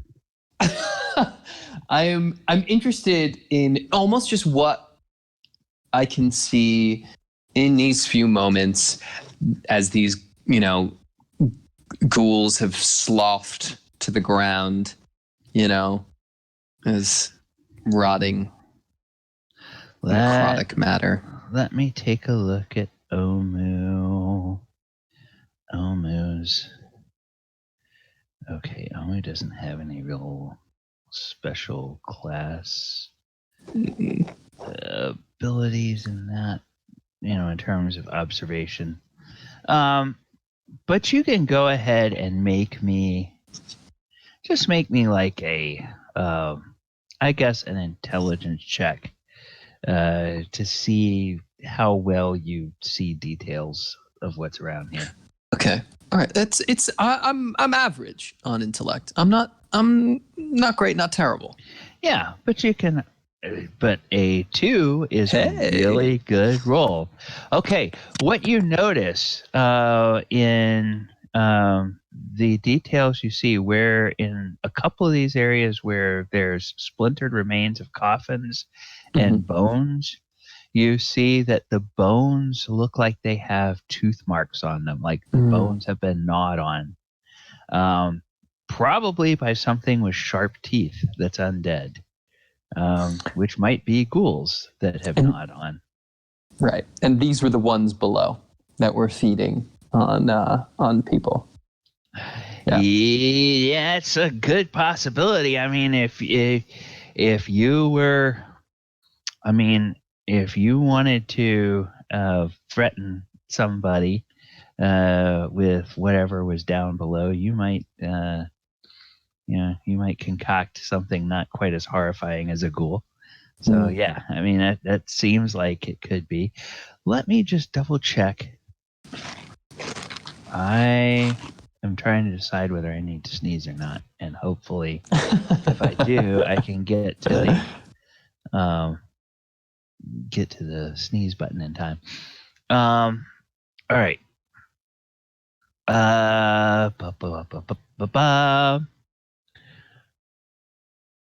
Okay. Go ahead. I really want to see if there's anything in these catacombs, but I'm 100% sure that will be the last thing I ever do. I would perhaps just give it a moment, in the sense that these ghouls shrugged off some of their stuff, came out, and tried to eat us before we were corpses. I would maybe give it a moment or two, a turn in old school D&D parlance, before going and looking at any of these, just in case more come out. And this is a reasonably strategic position that we're in right now, where we have everyone kind of clustered up in a single unit, and me being way off. Okay, let me just double check. Is everybody back from break now? I'm back. Okay. Yeah, I'm back. Okay. All right. Yep. Cool. So, for those of you who did not hear, Omu had been able to observe that some of the splintered bones look like they have been gnawed on, perhaps by ghouls. There's not really been any extensive investigation of these burial niches yet. But what do you guys want to do now? I'm going to move forward and see if there's anything down this hallway. This one here looks like the biggest area, Echo, so I'm going to check it first for treasures. Okay. All right. We'll do both of those things. Sylvia, when you get over here and have a look, you see that there are, in fact, 2 coffins there. Both of those have had the ends of the coffins broken out, and the corpses that were inside have been pulled out. There's a few bones gnawed on that are there, and there's some rags, like parts of clothing, that are there, but that's all. And when I say the ends of them were broken out, it looks like somebody broke into the ends of the coffin from the outside. It doesn't look like something broke out from the inside of the coffin. So, your best guess, probably the ghouls fed on the corpses that were there, and all that's left of them is probably fragments of bone and, scattered But around. they had no valuables? Not in the coffins, no. Which, that may or may not be interesting. Siren, where you are, you see that there indeed appears to be a passageway that looks like it heads off in another direction. and it continues on. This whole area down here is kind of musty. It's got kind of that dank, unwholesome smell to it. You guys, if you take over this place, you're gonna have to spend a fortune on bleach to get all of the smell out of here. Maybe have some construction people come in here. Maybe hire a couple of dwarves to make sure that the whole subterranean area is waterproof the way it should be. All right, I guess I'll say, eyes up, people. We've still got more area to explore. Okay. And probably more ghouls. Is there any blood trailing this way? No, the blood trail kind of... Actually, I'm going to let you go back up here, if you wish. I'm going to let you go back up here, Siren. Right. Pick up that blood trail, and then roll me an intelligence check and see if you can tell where it leads. All right. Okay, that's not bad. You follow that blood trail. Let's see. It's nice red. And I'm going to make it thin. And I'm going to put it on the map layer. So, blood trail.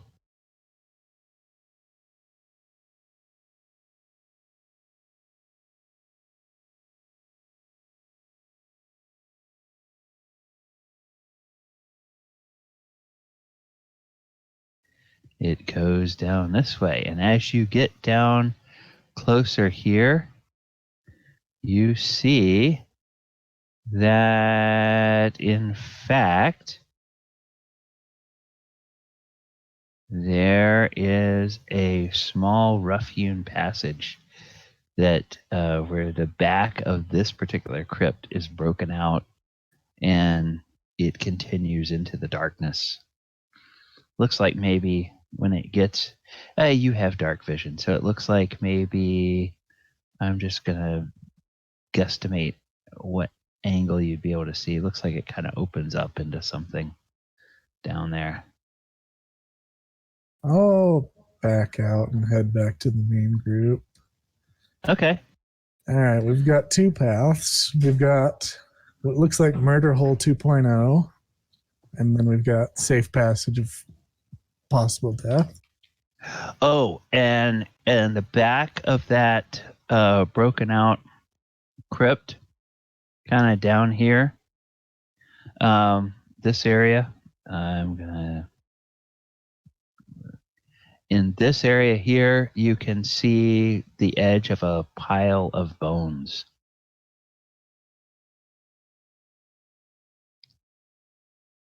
So it seems Very like looks like. down Murder Hole 2.0, we've got the Ghoul's Nest, and then we've got more crypt to explore. Any votes on which way we go first? I vote against the Ghoul's Nest. Personally. That's my contribution to party democracy. All right. That's one vote for Safe Passage of Death. Devlin votes for investigating the niches that are in the room thoroughly to see if there's any remains or something of value in the niches. All right, Devlin votes for letting our guard down so we get attacked.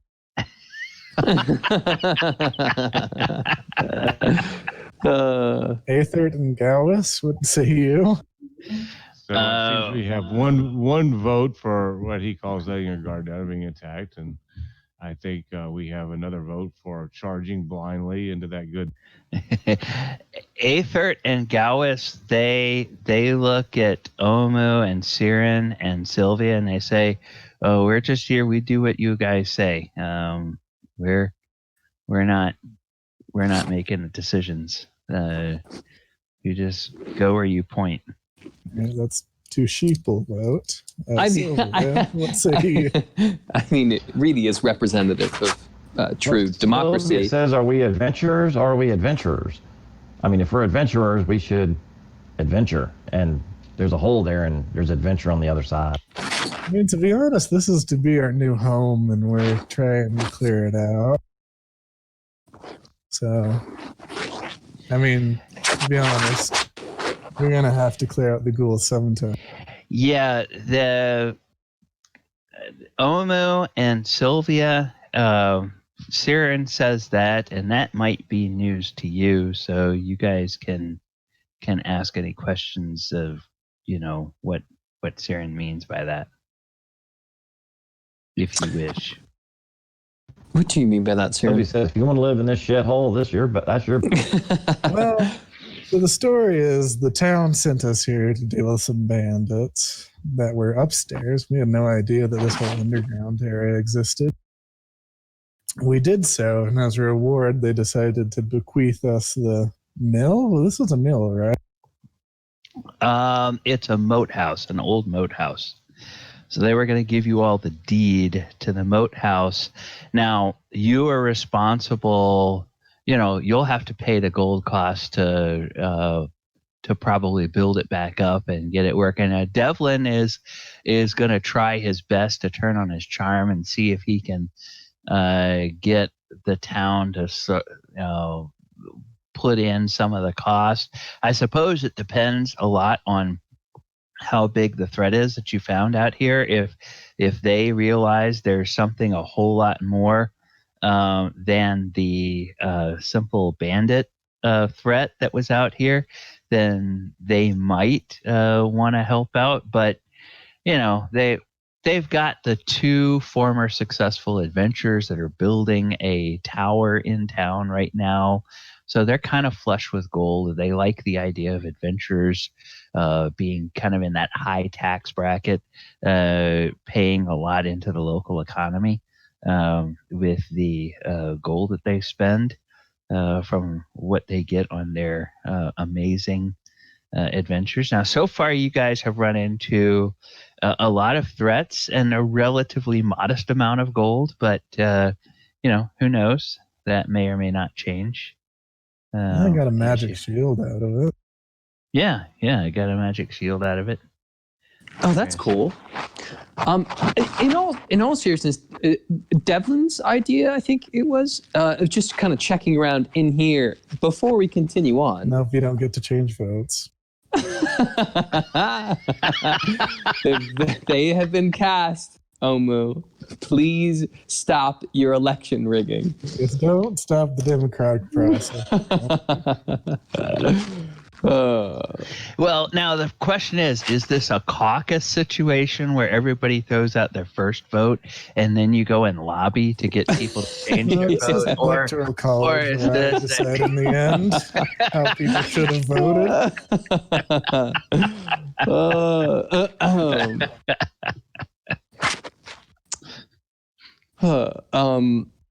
But okay, so some of these options aren't mutually exclusive. We can check around in this room and then look down and then let people go off and get murder hole 2. Okay.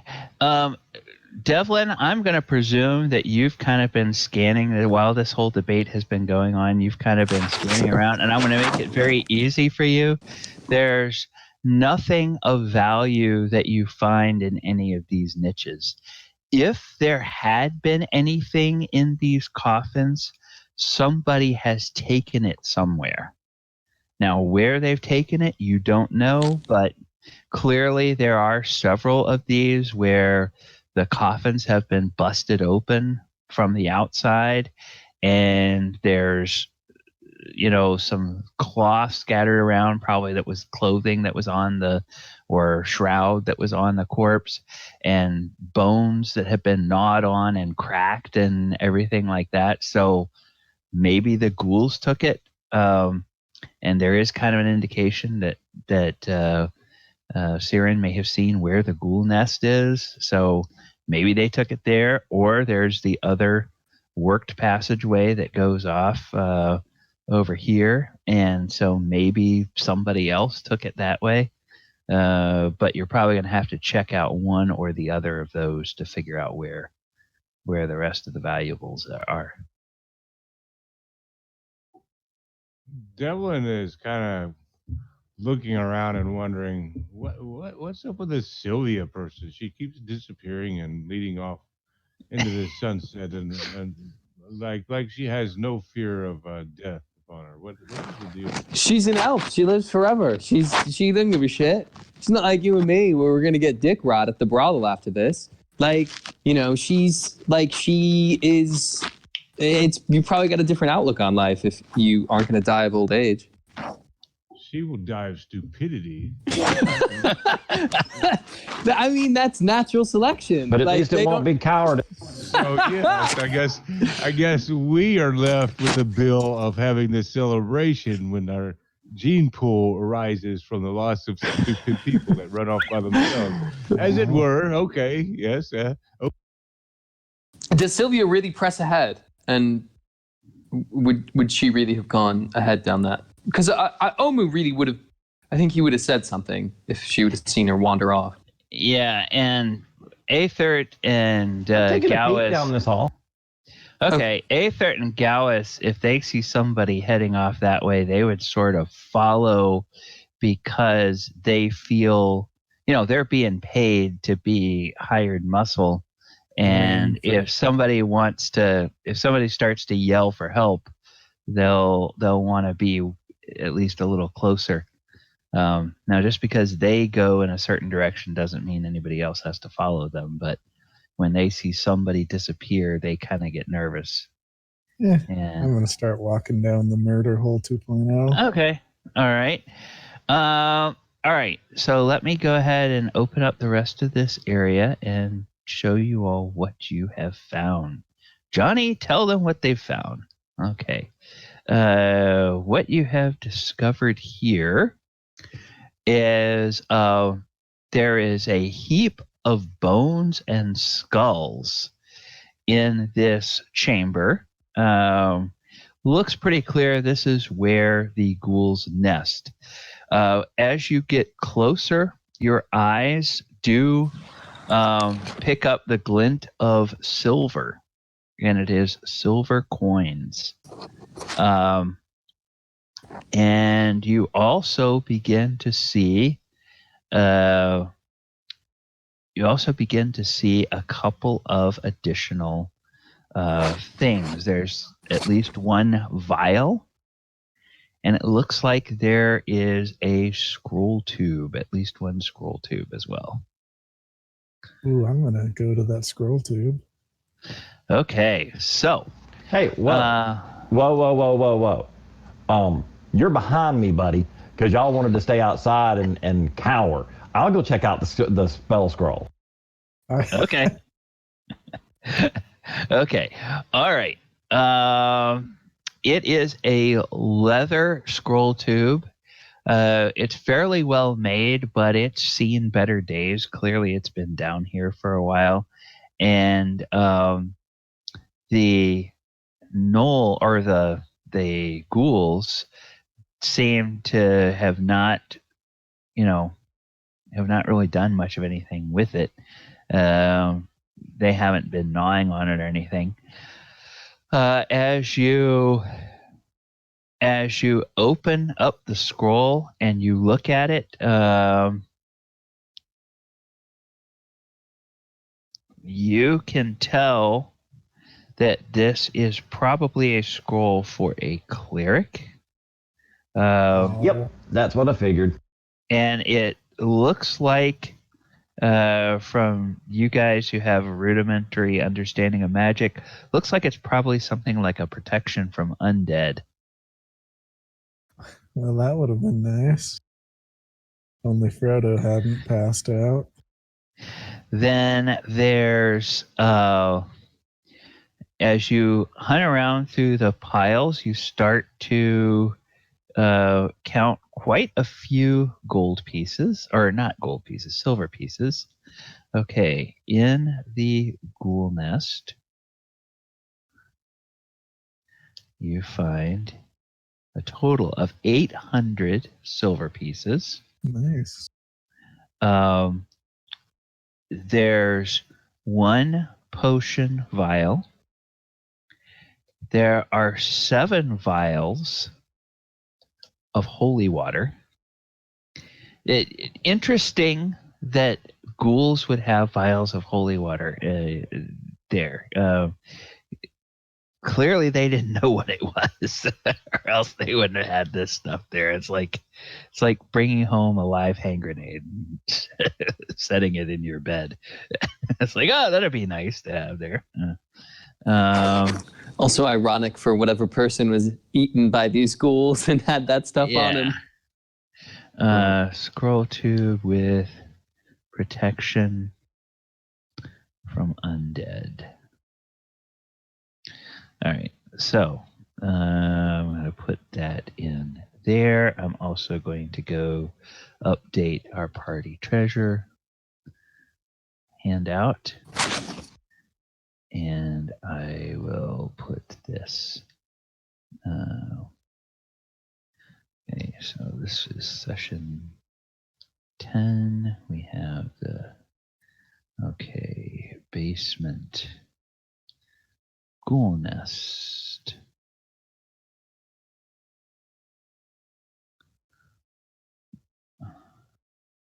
Now, area. Okay. All right, there we go.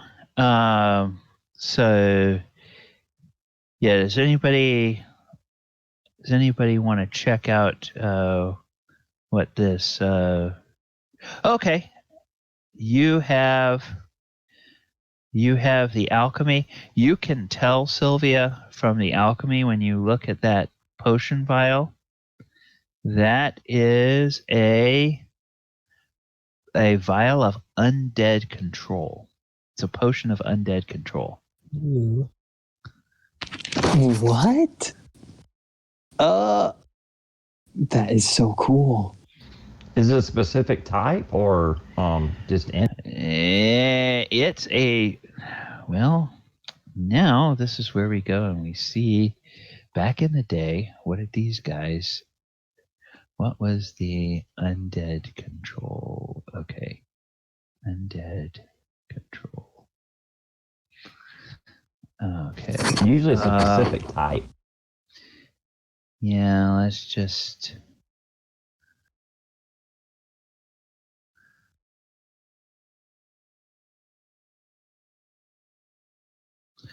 Okay, potion of undead control.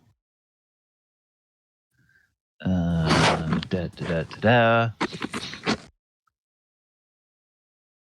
where's the... Okay, potion description. Merging speed. Creation. Spell. Okay. Oh, come on.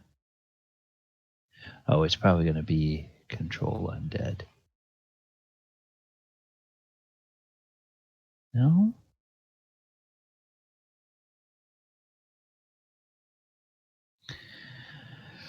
Oh, potion description. Dum-da-dum. Please hold. Next representative will be with you shortly. Dun-dun-dun-dun-dun. Humanoid control. No, human control. Okay. I'm looking for... I see animal control. I see control. I see undead control. The user may control up to 18 hit dice of undead monsters.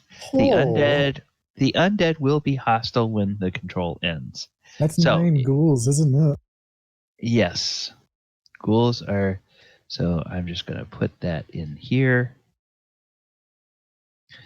The user may control up to 18 hit dice of undead monsters. And now, how long does the effect last? 5 to 20. Well, that's the thing. It just says It doesn't give a duration. Oh, duration. You have to go back to the potion. Unless stated otherwise, the effect of a potion lasts 7 to 12 turns. Woo, that's a long time. And each turn is 10 minutes. So that is an hour and 10 minutes to 2 hours. Okay. So wow, that's cool. Do we know if We could have undead fight night. Charge admission. or you just keep that for weeks, for months, and then when we've all forgotten about it and we encounter some like 13 hit dice lich or something, just chug that potion. There's probably a limitation. I was going to ask this: are there some undead types that can never be controlled? You know, I wouldn't try to control a lich.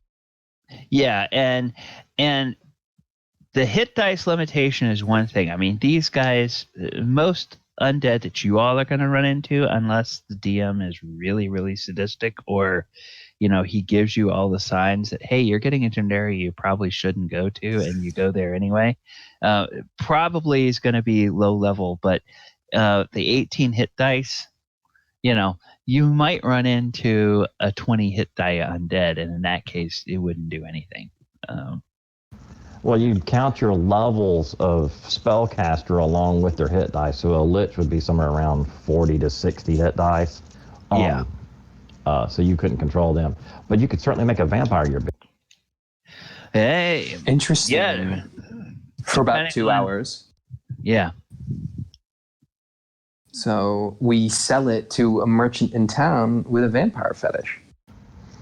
So, vampire, where did you hide your coffin? Come show me where your coffin is. Now lay down in your coffin. That is actually and really hold real still. Now you might feel a pinch. All right. Cool. So that's. Let me see. Was there anything else in there? And then, of course, you can see that you guys, now that you get down in here, and I want to say that you're kind of exploring around this area, you can see that another tunnel heads off deeper into the darkness that way.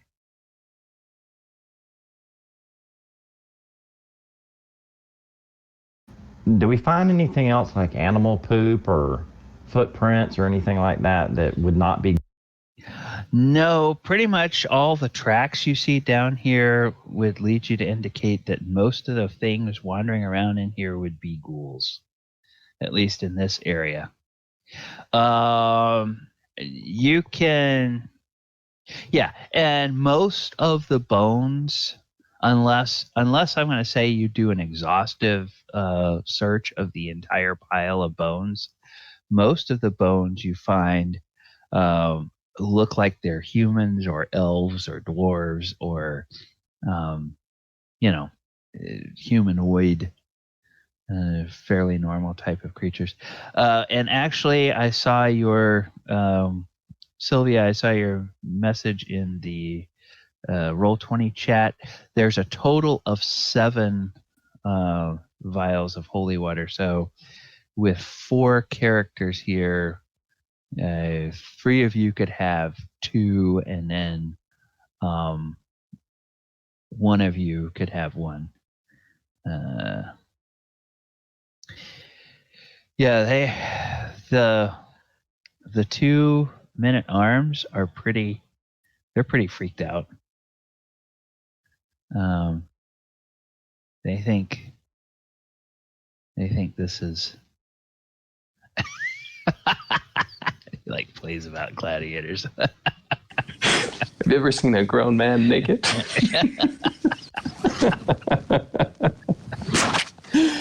And for anybody that's younger than 30, that is a reference to Airplane. If you haven't seen that, you should put the rest of your life on hold until you go and watch it. It's very funny. The late great Leslie Nielsen. All right. Well, being frustrated that Sylvia barreled our way forward. I'm going to start making my way this way as to not miss anything this time. Okay. Siren, you notice something on the ground as you begin to leave the ghoul's nest. You notice that there's, every 10 feet or so, there's a couple of gold pieces on the ground. Looks like they might have been dropped there. And it just seems like they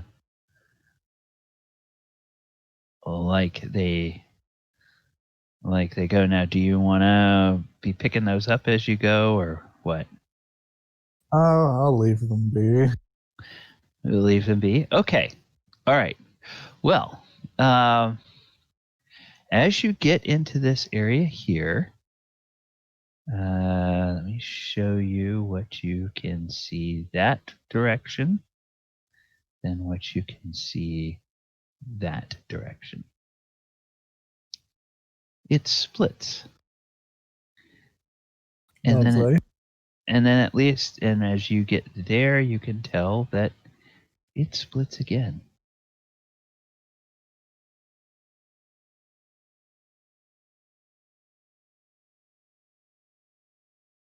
All right. Is everyone just hanging back? I guess I'm going to head left. Go to your left. Okay, go to your character's left. Okay, so heading left down here, you see that it splits this way. I'll go left again. If I can fit. Is that too tiny for me? No, these are about 2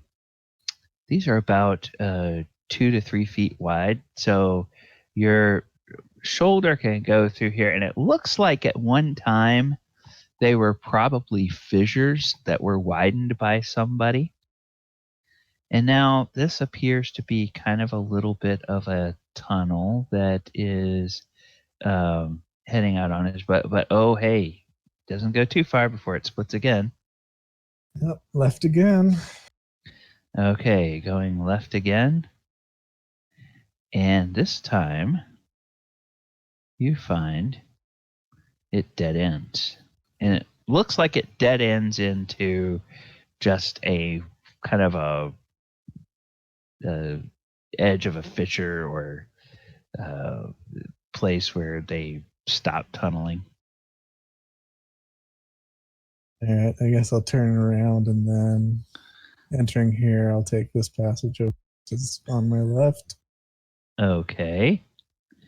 So you go down this way, and it opens up here. And then, whoops, I'm sorry. It opens up here. I do just want to ask. I would want to follow behind, but I'm conscious that Gallus is holding the light for the 4 of us humans at the back. If you tell him, he will go with you. Yeah, I wouldn't really want to leave Devlin completely on his own, but I would be let's go. I think Devlin, probably if it starts to get dark, Devlin would either pull out his own light source or he would go with everybody else. Okay. Depending on how brave he feels. Okay. Oh, whoops, I'm sorry. Okay. There's more of an area here. Yeesh. Yeah. So basically, you find your way into like a total warren here. Now I'm going to let you guys go for maybe half an hour exploring this way. Uh-huh. And when you get done exploring this way, you see half an hour, and they're just standing there. Oh, where'd they go? Oh, we'll just stay here until they come. Okay, so you guys will we'll go and get far enough to see this, and this.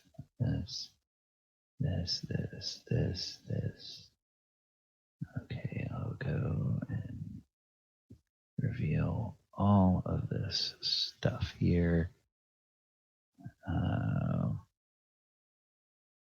And let's go back there. Oh my. And then, yeah, it's like a whole little warren of passages. Let's see if I can trace the path I would have taken. Yeah, this stuff was meant to give mappers hell back in the day. Yeah. When you had to map on graph paper, because there was no fancy computers for it. Yeah, back in my day, you had to make all your maps yourself. And a pain it was. And actually, this right here, and I'm going to go ahead and I'm going to move the map a little bit so people can see where this is all going. This little passage here, it kind of keeps wandering off, and it goes maybe another 100 feet, and it just keeps going. But there's no more branches off of it. And after a while, it just gets to feeling a little creepy.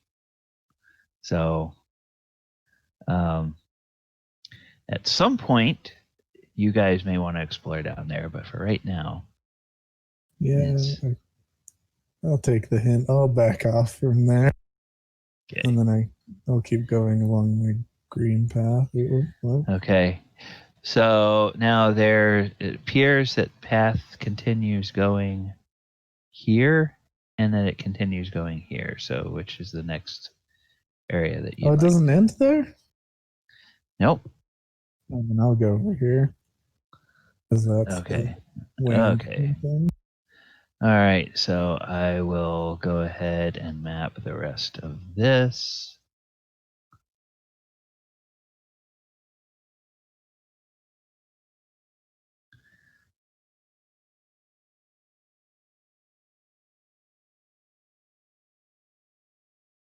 All right, down here and then over to here. And then Sylvia looks like she's going this way. So we'll say that she can see. I just wanted to see if it looped back around to this tunnel here. Apparently it doesn't. So I find like 3 more tunnels that go on for hundreds of feet. Yeah, go on. And in fact, Sylvia finds several more. I'm guessing Devlin and Omu think we're dead by now. Okay. Devlin has gone back to the burial crypt and found the oldest, most well-preserved, ancient-looking cloth or leather, and started putting the beads on it to support the authenticity of ancient ritual beads that may be sold for a great amount. So let's just go ahead. A great What is Devlin trying to scam the 2 retainers? Oh, these incredible beads! That's his thing. Okay, so basically, that's the whole warren of stuff that you find. I'll say that if you go through subsequent days of cartography and mapping, you'll eventually find that all of these different passages over here, they all eventually will link up with each other, and they'll all eventually loop around. But it goes like an extra half mile out under the hills and everything. And that's basically what you find. All right. How long did that search take us? Oh, you guys, as you went through that, you probably went through another hour of searching. And in that time, what you received during that hour of searching is you received, I'm going to say,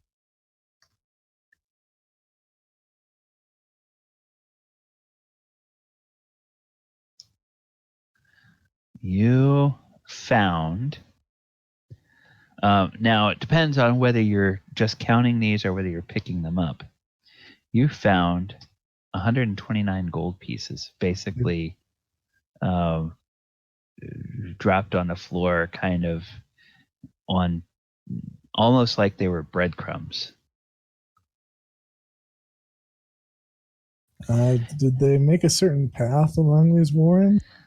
No, it just looked like maybe somebody had dropped them to try to find their way, or but you guys as adventurers, I'll say that between you all, you figured out like where you could, mark something in the dirt of the floor to let you know where you had been, so that you would be able to find your way back. Well, we come back to the group and say, "Hey, look, we found a bunch of gold." Yeah, We're not dead. Thank you for While you were gone, checking. Devlin took up the art of necromancy, and he's drawn a pentagram, and he's working on raising the was it the ogre back to life? Serving. Yeah, Zomboger. Yeah, good. He could dig out the rest of this tunnel for us. All right. So basically, that's what you find down that way. Well, gentlemen, shall we take the safety path of death now?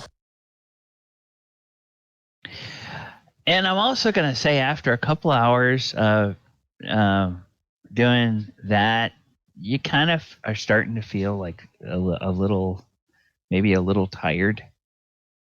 So you all realize that at some point you're going to need to probably take a rest, for a long rest, a rest for the night before you finish completely exploring this. Now the question is, do you want to rest down here, or do you want to go back up to the ground floor and rest, or do you want to go back to where the ogre was hanging out and rest, or what? I do not trust this base. Yeah. Oh, surely nothing would happen to us sleeping in a crypt with a bunch of ghouls. In the interest of both strategy and roleplay, I wouldn't feel comfortable sleeping in a crypt. Yeah, let's. I mean, go what back could go upstairs wrong? To our home. We'll board you for the night for 1 silver piece each, and then we'll have a Okay. And are you guys going to take watches? Set watches? Over the night. During the night? Is there any mechanical impact to that? Like, if we take an hour out, like, will there be anything where it's like, no, you'll still get the benefits of a full rest, but everybody will just have to go on shifts for watches. Elves don't really even sleep, do they? Yeah, they do. Take a 4-hour trance.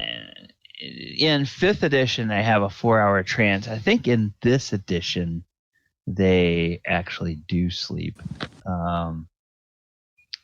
Let's just... Like in some settings, not that I'm an expert, but in some settings, don't elves do actually sleep? Like in the Dark Sun setting. Well, not that this is the Dark Sun setting. Yeah, elves have changed their. I think let me go to chapter 2 and just double check what the dealy do is with elves in this edition. Yeah, there's nothing that says. Yeah, I don't think it. I guess everybody just slept.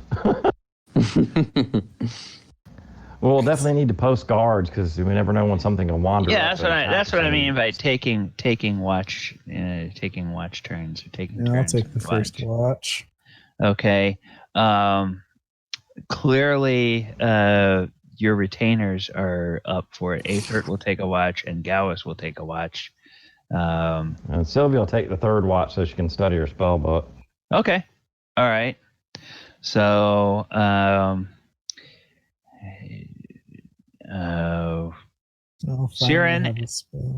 Siren and Sylvia, why don't you guys both go ahead and roll a d20 for me, and we'll see what happens in there.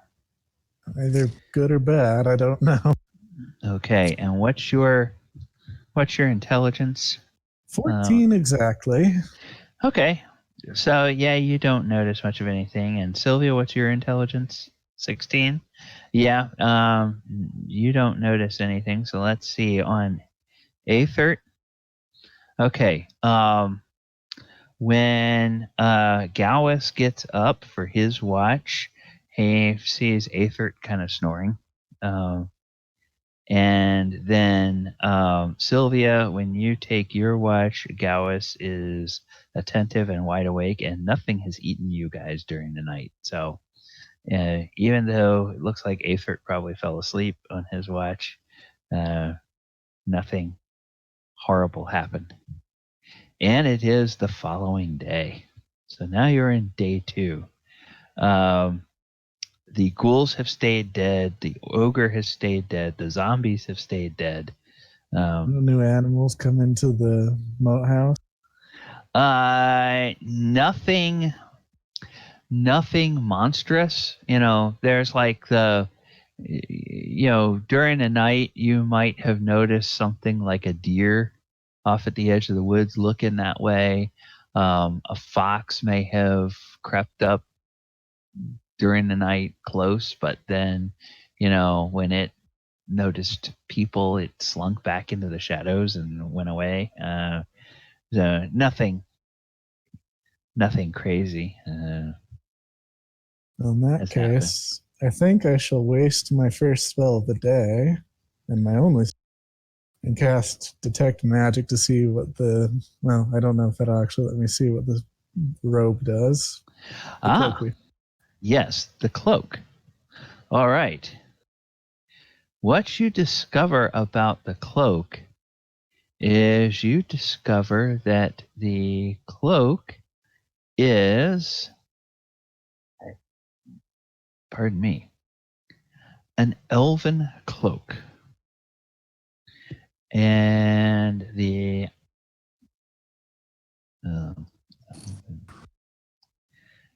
elven cloak is, all right, let's go to, all right, or a cloak of, elven cloak is the, all right, where is the,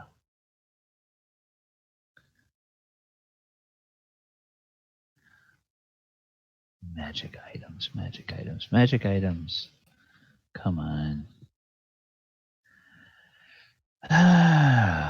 Take me back to page 3. Where I can see the table of contents and where magic items are and treasure. Magical items 228. Okay.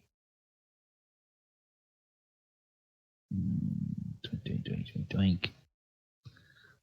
Okay, potions, scrolls, one stage run, rings, miscellaneous magic items. Okay. Elven cloak. The wearer of this cloak is nearly invisible. Roll a 1d6 and they are seen only on a 1. The wearer becomes visible when attacking or casting a spell, and he may not become invisible again for a full turn. He or she may not become invisible again for a full turn. So your doing something offensive or casting a spell will obscure or will disrupt your invisibility for 10 minutes. And then it turns back on. It's pretty nice. Is it too small to be of use for any of us? Yeah, it's sized for either a gnome or a halfling or a child. So I'm gonna go. But we can sell it, can't we, and make a shit ton of money? What's this wee business?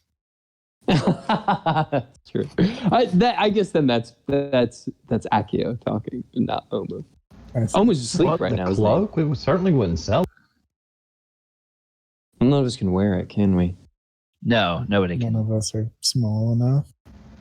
Oh, it's like tiny size? I thought Magic Yeah. Items resized. Not in this particular case. The way it's written that it's specifically for a one of the small races.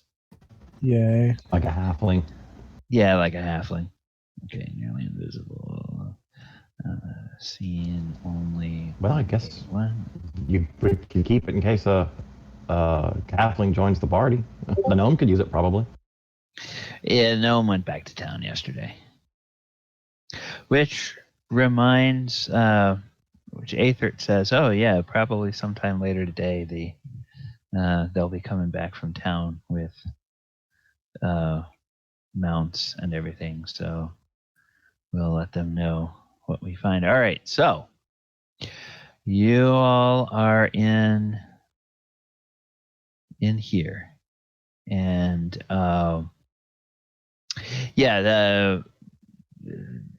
the Cloak of Elvenkind is the AD&D version. The Elven Cloak is this edition's version of that. So two very similar names and pretty much the same magic item. All right, Siren, you get over here. You see that this path continues. My goodness. It goes this way. This was a moat house, you say? Just like On the surface, it's a moat house, which basically it's like a small defensible outpost. So it was probably a 2-story thing, big enough for like a little hall, some barracks.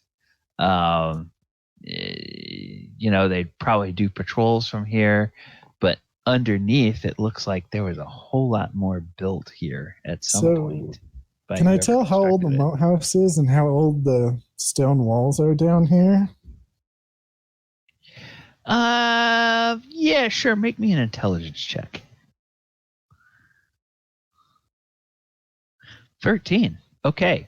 Yeah, you get the impression that it was all built at, that the surface level and the first basement where you found the torture chamber and everything else, that looks like it was all built at about the same time. When you went down the murder hole and came down to this level, this actually seems like it was probably put in a little bit more recently, but you would guess it was probably here at the time they sacked the moat house 50 years ago. So it may not be 100 years old, but it's been around for a few decades.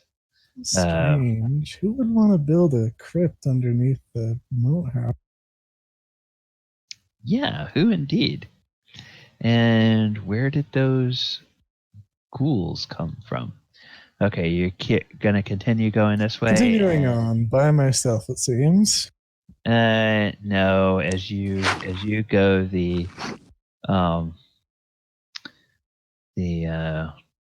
men-at-arms will follow you, just like they did when Sylvia started running off. Just the 3 of us. Are the rest of us resting at this point still? No. This is the following morning. Okay. If I'd tag along. Yeah. And Omu, I'll just move your character up there. Thanks. Yeah. I want to recenter the map. And then if you go here, hey, now you get to a T intersection, it looks like. Well, left it is. Okay, heading left. Well, I Okay, left. As you get there, the one thing you notice, I'll just show you what you see. You see that stairs head down from there. And in this direction, the hallway continues. Looks like there's another hallway that kind of branches off to the side. And up here, there is a door at the end of this area. And then a hallway off to this area and stairs down here. So just in case anybody needs, I'll recenter so that you can see what they have found. My goodness. I guess I'll head on straight. How far? Okay, when you How get, far are we behind? you can continue on as close as you want to be behind. Well, I mean, certainly I and the other henchmen. I think Omu was kind of just grouped in with them for some reason. But I don't think I would let Siren get too far ahead. Like, just I don't know. Like we're a gang. Like I don't want him to get into trouble without without more useful people around. Omu's probably not going to be a massive help, but he wouldn't want him to go off on his own. More useful than Dev. Devlin's very useful. As you guys, as Siren and Sylvia get up here, you all can see that. You all can see that there's. You all can see that this hallway looks down this way. You can see where it goes, and it looks like there's probably a door at the end, although it's getting kind of close to the edge of your vision when you get down there. All right, you're going to continue up to the door. Yeah. Okay.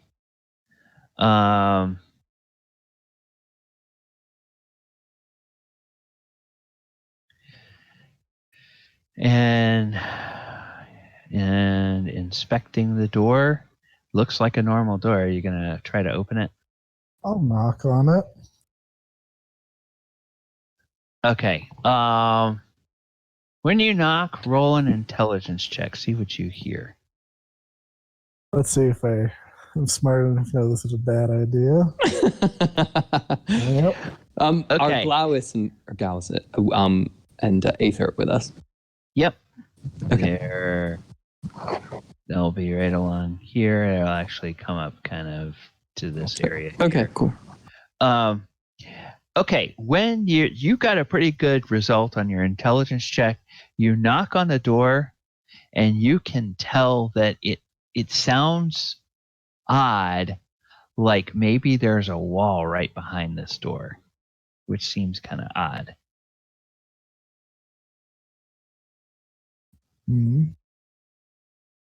It is odd. Oh, no, wait, I'm sorry. Hold on. Never mind. It sounds hollow. Okay. I guess I'll Sounds try like to it open the echoes. Okay. You open the door, and your eyes are met with the following sight. There is a room a chamber that opens up. And somewhere over here, whoops.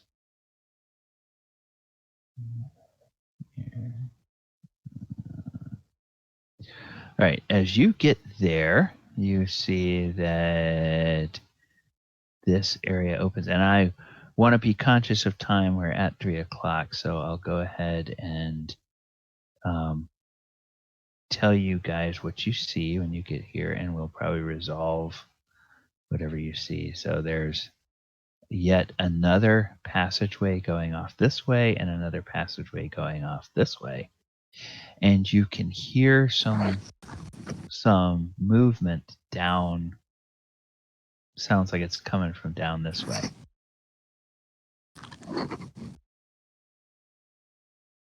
My goodness. Siren, you had an injury, so Yes. Oh, yeah. you should give yourself another hit point today, because natural healing in this edition is 1 hit point per day. Oh, good. So unless somebody uses a heal skill on you, you just get back 1 hit point from I was rest. gonna say I got the heal skill. I didn't know anybody was injured. Oh, okay. Yeah, well, Siren hadn't said anything to I'm anybody, touchy so. about it. The last person who tried to heal me killed me. Ouch. Yeah, the thing with the heal skill, since skills work in reverse, if you get a natural 20, you actually deal damage instead of healing damage. Okay, well, the sight that beholds now, are you guys, Siren, are you wearing the black cloak that you had before? No, I think my cloak's more brown and earthy from before we even got here. Okay, so you're not wearing the cloak that you guys found that you used to trick the ogre Balder with. cloak. I think Devlin has it. Oh, okay. You had found, at some point, you guys had found enough for everybody, so that's why I wanted to see, because I think Frodo said he was going to wear his, and I just didn't know whether you were going to wear yours or not. And you see, stepping out of the gloom here, you see two humanoids. Oh. And these humanoids, let me give you a description of them. Okay.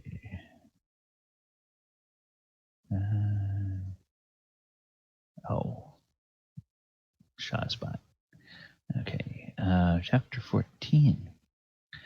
Okay. These are ferocious-looking humanoids they look like a cross between a human and a hyena.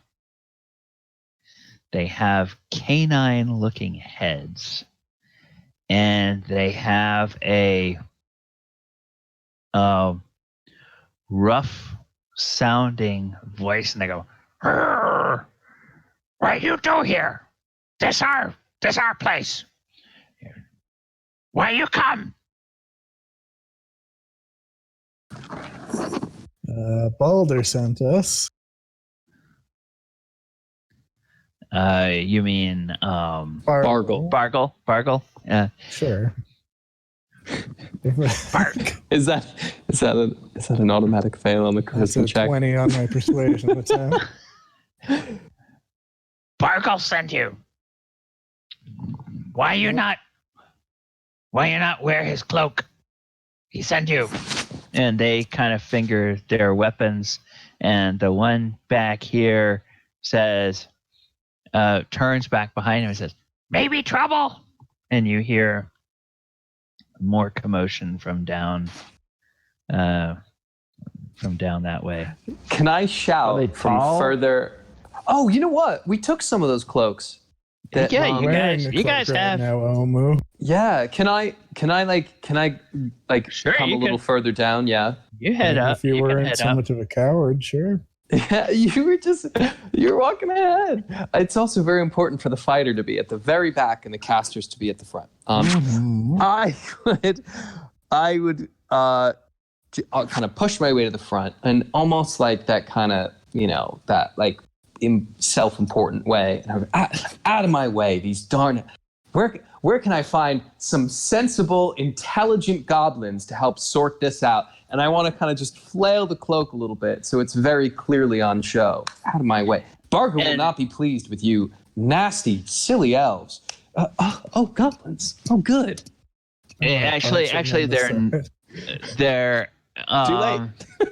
Okay. So to be fair, I could Are they only short or hear... tall? Yeah, good point. they're kind of tall. They're like 7 feet tall. Okay. But I could only hear their voices Filthy. through Discord and also technically from down the hall. So I would have just gone with Goblin. As I barged my way through. There you go. Stupid human. We're gnolls, not goblins. We eat goblins. Gnolls, even better. As you can see, we're representatives of Bargle. I'm coming through here with some drow. We have an important message. Wow. I'm obviously not black. Okay. I mean, not that would be a bad thing, but No, but it's a bad lie. They might not know. All of us are obviously fully aligned to chaos, and I want to wink at the elf, right? Hence the drow reference. I trust that everything is going well down here. My friends. And then one of them looks and at the other one, and he kind of nudges his buddy, and he says, "We need more gold. We have families. We need more gold." And you can begin to see more of them, stepping out of the shadows. Gosh. It looks like there's a group of them, but these two guys, at least for the minute, now they see somebody in the Bargle cloak, their hands relax a little bit on their weapons. What if I could do better than gold, especially knowing what gnolls value so much? This always sucks. If you don't mind, Devlin, could you pass me one of our rounded diamonds? No. I mean, sure. Hey, you're asking Devlin, or you're asking Siren? Devlin's further down the corridor, but he still has those glass beads, doesn't he? Or at least one of them. Not the precious diamonds. They're strung along into an ancient, valuable, very religious, ceremonial necklace that's worth millions and millions of gold. Devlin, please, not in front of the gnolls. Just maybe. It smells like 100-year-old dead people. Crypt? You have crypt magic? Oh, he's powerful. I'm going to go bang my head against a wall.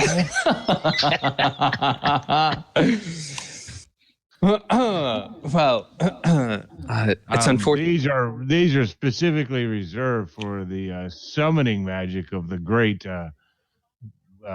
and powerful beast. And I think he would be very, very disappointed if we were to use this at this time on their petty squabbling. He would probably want to destroy us all, each and every one. And these two gnolls, they take a little step back and they go, "No, bad juju. No make the powers angry. No. And they look at you kind of distrustfully, say, just give us gold. You keep artifacts. Give us gold." Hey, Devlin, I wanted to say that we're going to have to kill these gnolls anyways if we want to take over this place, so this is kind of point. Just FYI. Okay, so Devlin, he kind of whispers that into your ear. Well, we could as well use them as kind of a workforce. No, that didn't work with the ogre. This is a terrible plan. It was working perfectly until somebody screwed it up. He was taking our weapons and putting us in the cells. That was not working. If we're gonna fight these guys, we need to draw them into the corridor so they can't gang up on us and Yeah, I would. I really would kind of like. I guess we're sort of whispering to each other, but whatever the play is, and I know we're almost out of time today. We might just want to try and herd them into a more advantageous situation. You know what I mean? Even if it's just getting them into that room, so that we could bottleneck them on their way back out. So if they do fight us, exactly, we don't want them. We don't want them gangbanging. Yeah. So yeah. And one of them, who clearly looks like the one who's been doing most of the talking, who looks like the leader, he takes a couple of steps forward and he says, "Look, you give us more gold, or we go to soldiers and they give us more gold. You gonna give us more gold, or you gonna let soldiers give us more gold? You give us gold, we do what you say. It sounds Soldiers like he's give us gold." making demands. Maybe we bring the ogre down here to negotiate. Ogre can't fit down here. What is your name? I want to address the main Knoll. What is your name? What is your quest? Okay. What's your favorite color? Yes. Okay. So let's take a look here at. Okay. He says, "Me leader, me Threreg." Threreg. Nice to meet you. What a pleasant name. Is it Knowlish in origin, by chance? No, it's Elvish. Who's adopted by Elf? He is Mr. Leader of your ominous troop of adventurers. We are, of course, working on this summoning and everything, and we know that you guys have been very dedicated in your work here in the past, and I'd like to present you with a bit of a business opportunity for more gold than you could ever imagine.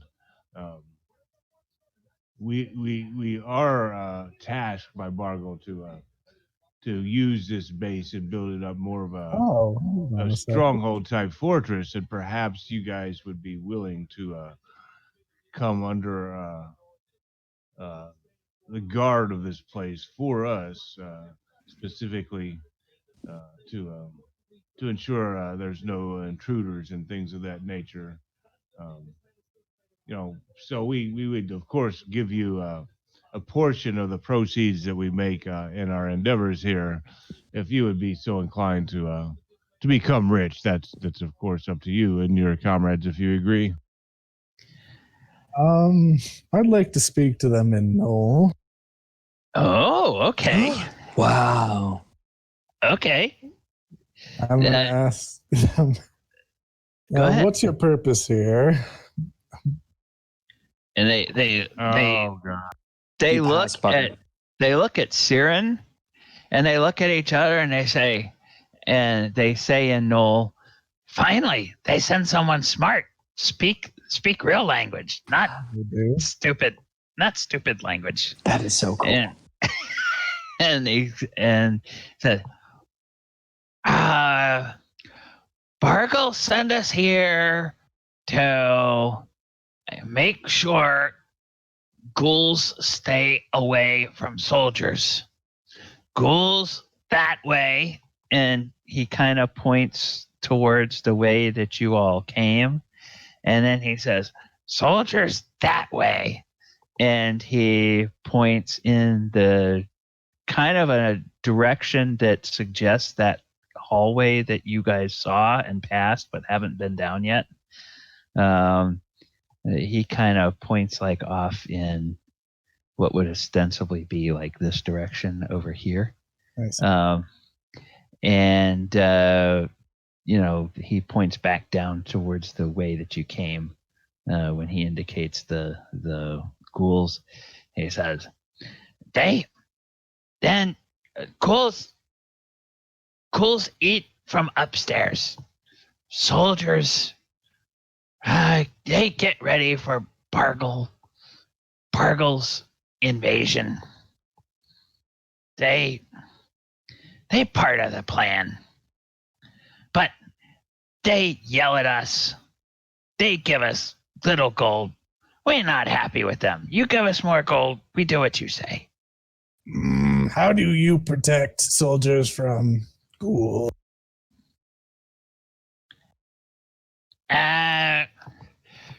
Ghouls scary, but kind of weak. We just go throw meat to ghouls. Keep them from wandering down and eating soldiers. That is smart. How many soldiers here? How many soldiers? And then he looks at his hand, and he holds up first one hand with all of his fingers out. Then he holds up the other hand with all his fingers out, and he kind of thinks, and he closes his fists, and then he opens his hands again, and then he closes his fists, and then he opens his hands again. He said, maybe that many. Not no names of numbers. But Holy shit, 30 soldiers.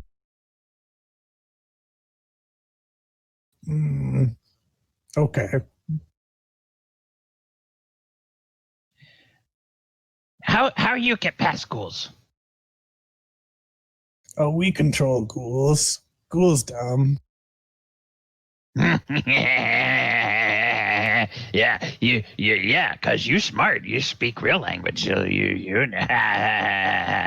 Not like dumb language. And they point to like Devlin and Omu, and they snicker at them.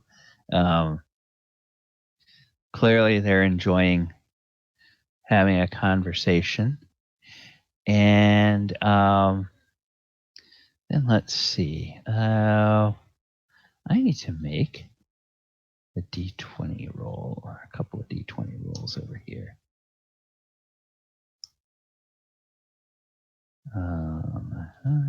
Another.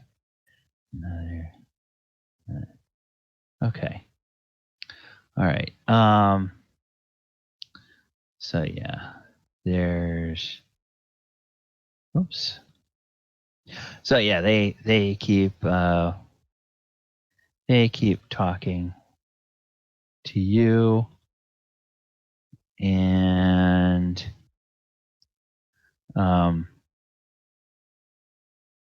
they so they're now more relaxed, but they are still kind of wondering what you guys are going to do for them. So if you would like to think about what you want to do for them, this would probably be a pretty good time to go ahead and call the session. And we will pick back up with that next week. Cool. Sounds good. Yeah, so now you've met some gnolls who, it's like it's clear they're supposed to be here, and this area looks like it's probably kind of a common area for them. There may be more living quarters for them back there. Who knows? As you head back that way, but they don't appear to be the most motivated fighting force in the world. And they're kind of annoyed with some of the people they have to deal with. So that Cool. will give you. Yep. Devlin offers up like 10 gold pieces to see if that sways them into our. Oh, that they turn. It's like you took the big bag of M&Ms out in front of a bunch of school kids. And they all just, they're not drawing weapons, but they just all gallop over towards Devlin. Can I almost do like that? Celebrities when they have like a handler or a bodyguard that keeps people from getting too close. I want to do that to Devlin to add to the hype that he is like a big shot. Just keep him like getting no closer than 5 feet. Just that type of thing. Back up, give him space. That type of thing. Yeah. So there's 9 of these. I subtracted it from my inventory, and Okay, you hand them each a gold. I kind of pitch it out there.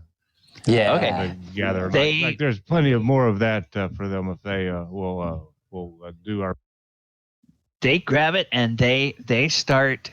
They bite on it and they look at the coin and they're happy that it is. And some of them come up and they clap Siren on the shoulder because he can speak their language. And they say, "Man in funny hat, good. He leader, you leader." No, he worked for me. Okay. He Candyman. I may not speak your language, but I speak the universal language. Ha ha ha ha! They will laugh in common and they'll say, "Yes, money good. So, what we do now?" And it seems like you say those guards are not on the best of terms. Perhaps we go pay them a visit.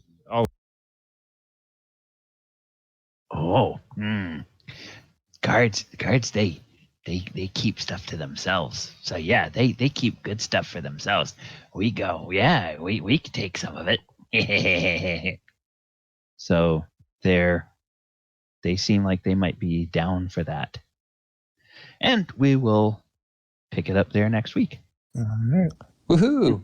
All right, everybody. Thank you for running, sir. Yeah, you're welcome. Great work. Cheaper henchmen. Wes, thank you for coming out on such short notice. Akio, glad you could make it back. Yeah. For the benefit of the two of you guys, hopefully later today or tomorrow morning, I will have the session notes up. I put them on the Discord as a PDF in the session notes channel. You can go in there and look at the logs from the previous. The split of XP this time is going to be a little bit different because they had been splitting XP with 5 retainers. Now there's only 2 retainers. But there's now 7 total people splitting XP instead of 8. So you guys get a little bit more, and you did quite a bit. So I like to give experience for plot points and as well as combat and any kind of RP that you all do and stuff. So you'll see that reflected in the XP awards. And I generally break it out by how much experience each character gets. And I just do a number and I break it out and everybody gets the same XP. Unless somebody does something individually really spectacular. And we will have to see if that is the case for today. So, all right. Thank you, everybody. And Thank you. We'll be back here at noon next Saturday. And we will talk to you then. Okay, Woo-hoo. and we actually have Love in the chat room, Low 505, sorry, in the chat room, who's been watching for most of the session, at least since the break. Thank you, Low, for hanging out. And this will be up on the Twitch channel, and eventually I'm slowly starting to compile these and break them down into like hour-long YouTube sessions and put them up on my YouTube channel. So I have all of our sessions archived from when we started the game. And over the next month or so, I hope to have them all released as individual episodes on YouTube between all the other stuff I have to do. So, Yeah. Awesome. All right. Take care, everyone, and have a great week. And look forward to exploring more of the history of D&D next Saturday. Perfect. Thank you. Off to play in 10 towns in the spine of the world. Oh, that's cool. Okay. All right. Well, take care, Wesley. Take it easy, guys. Take it easy. Goodbye, everybody. See you.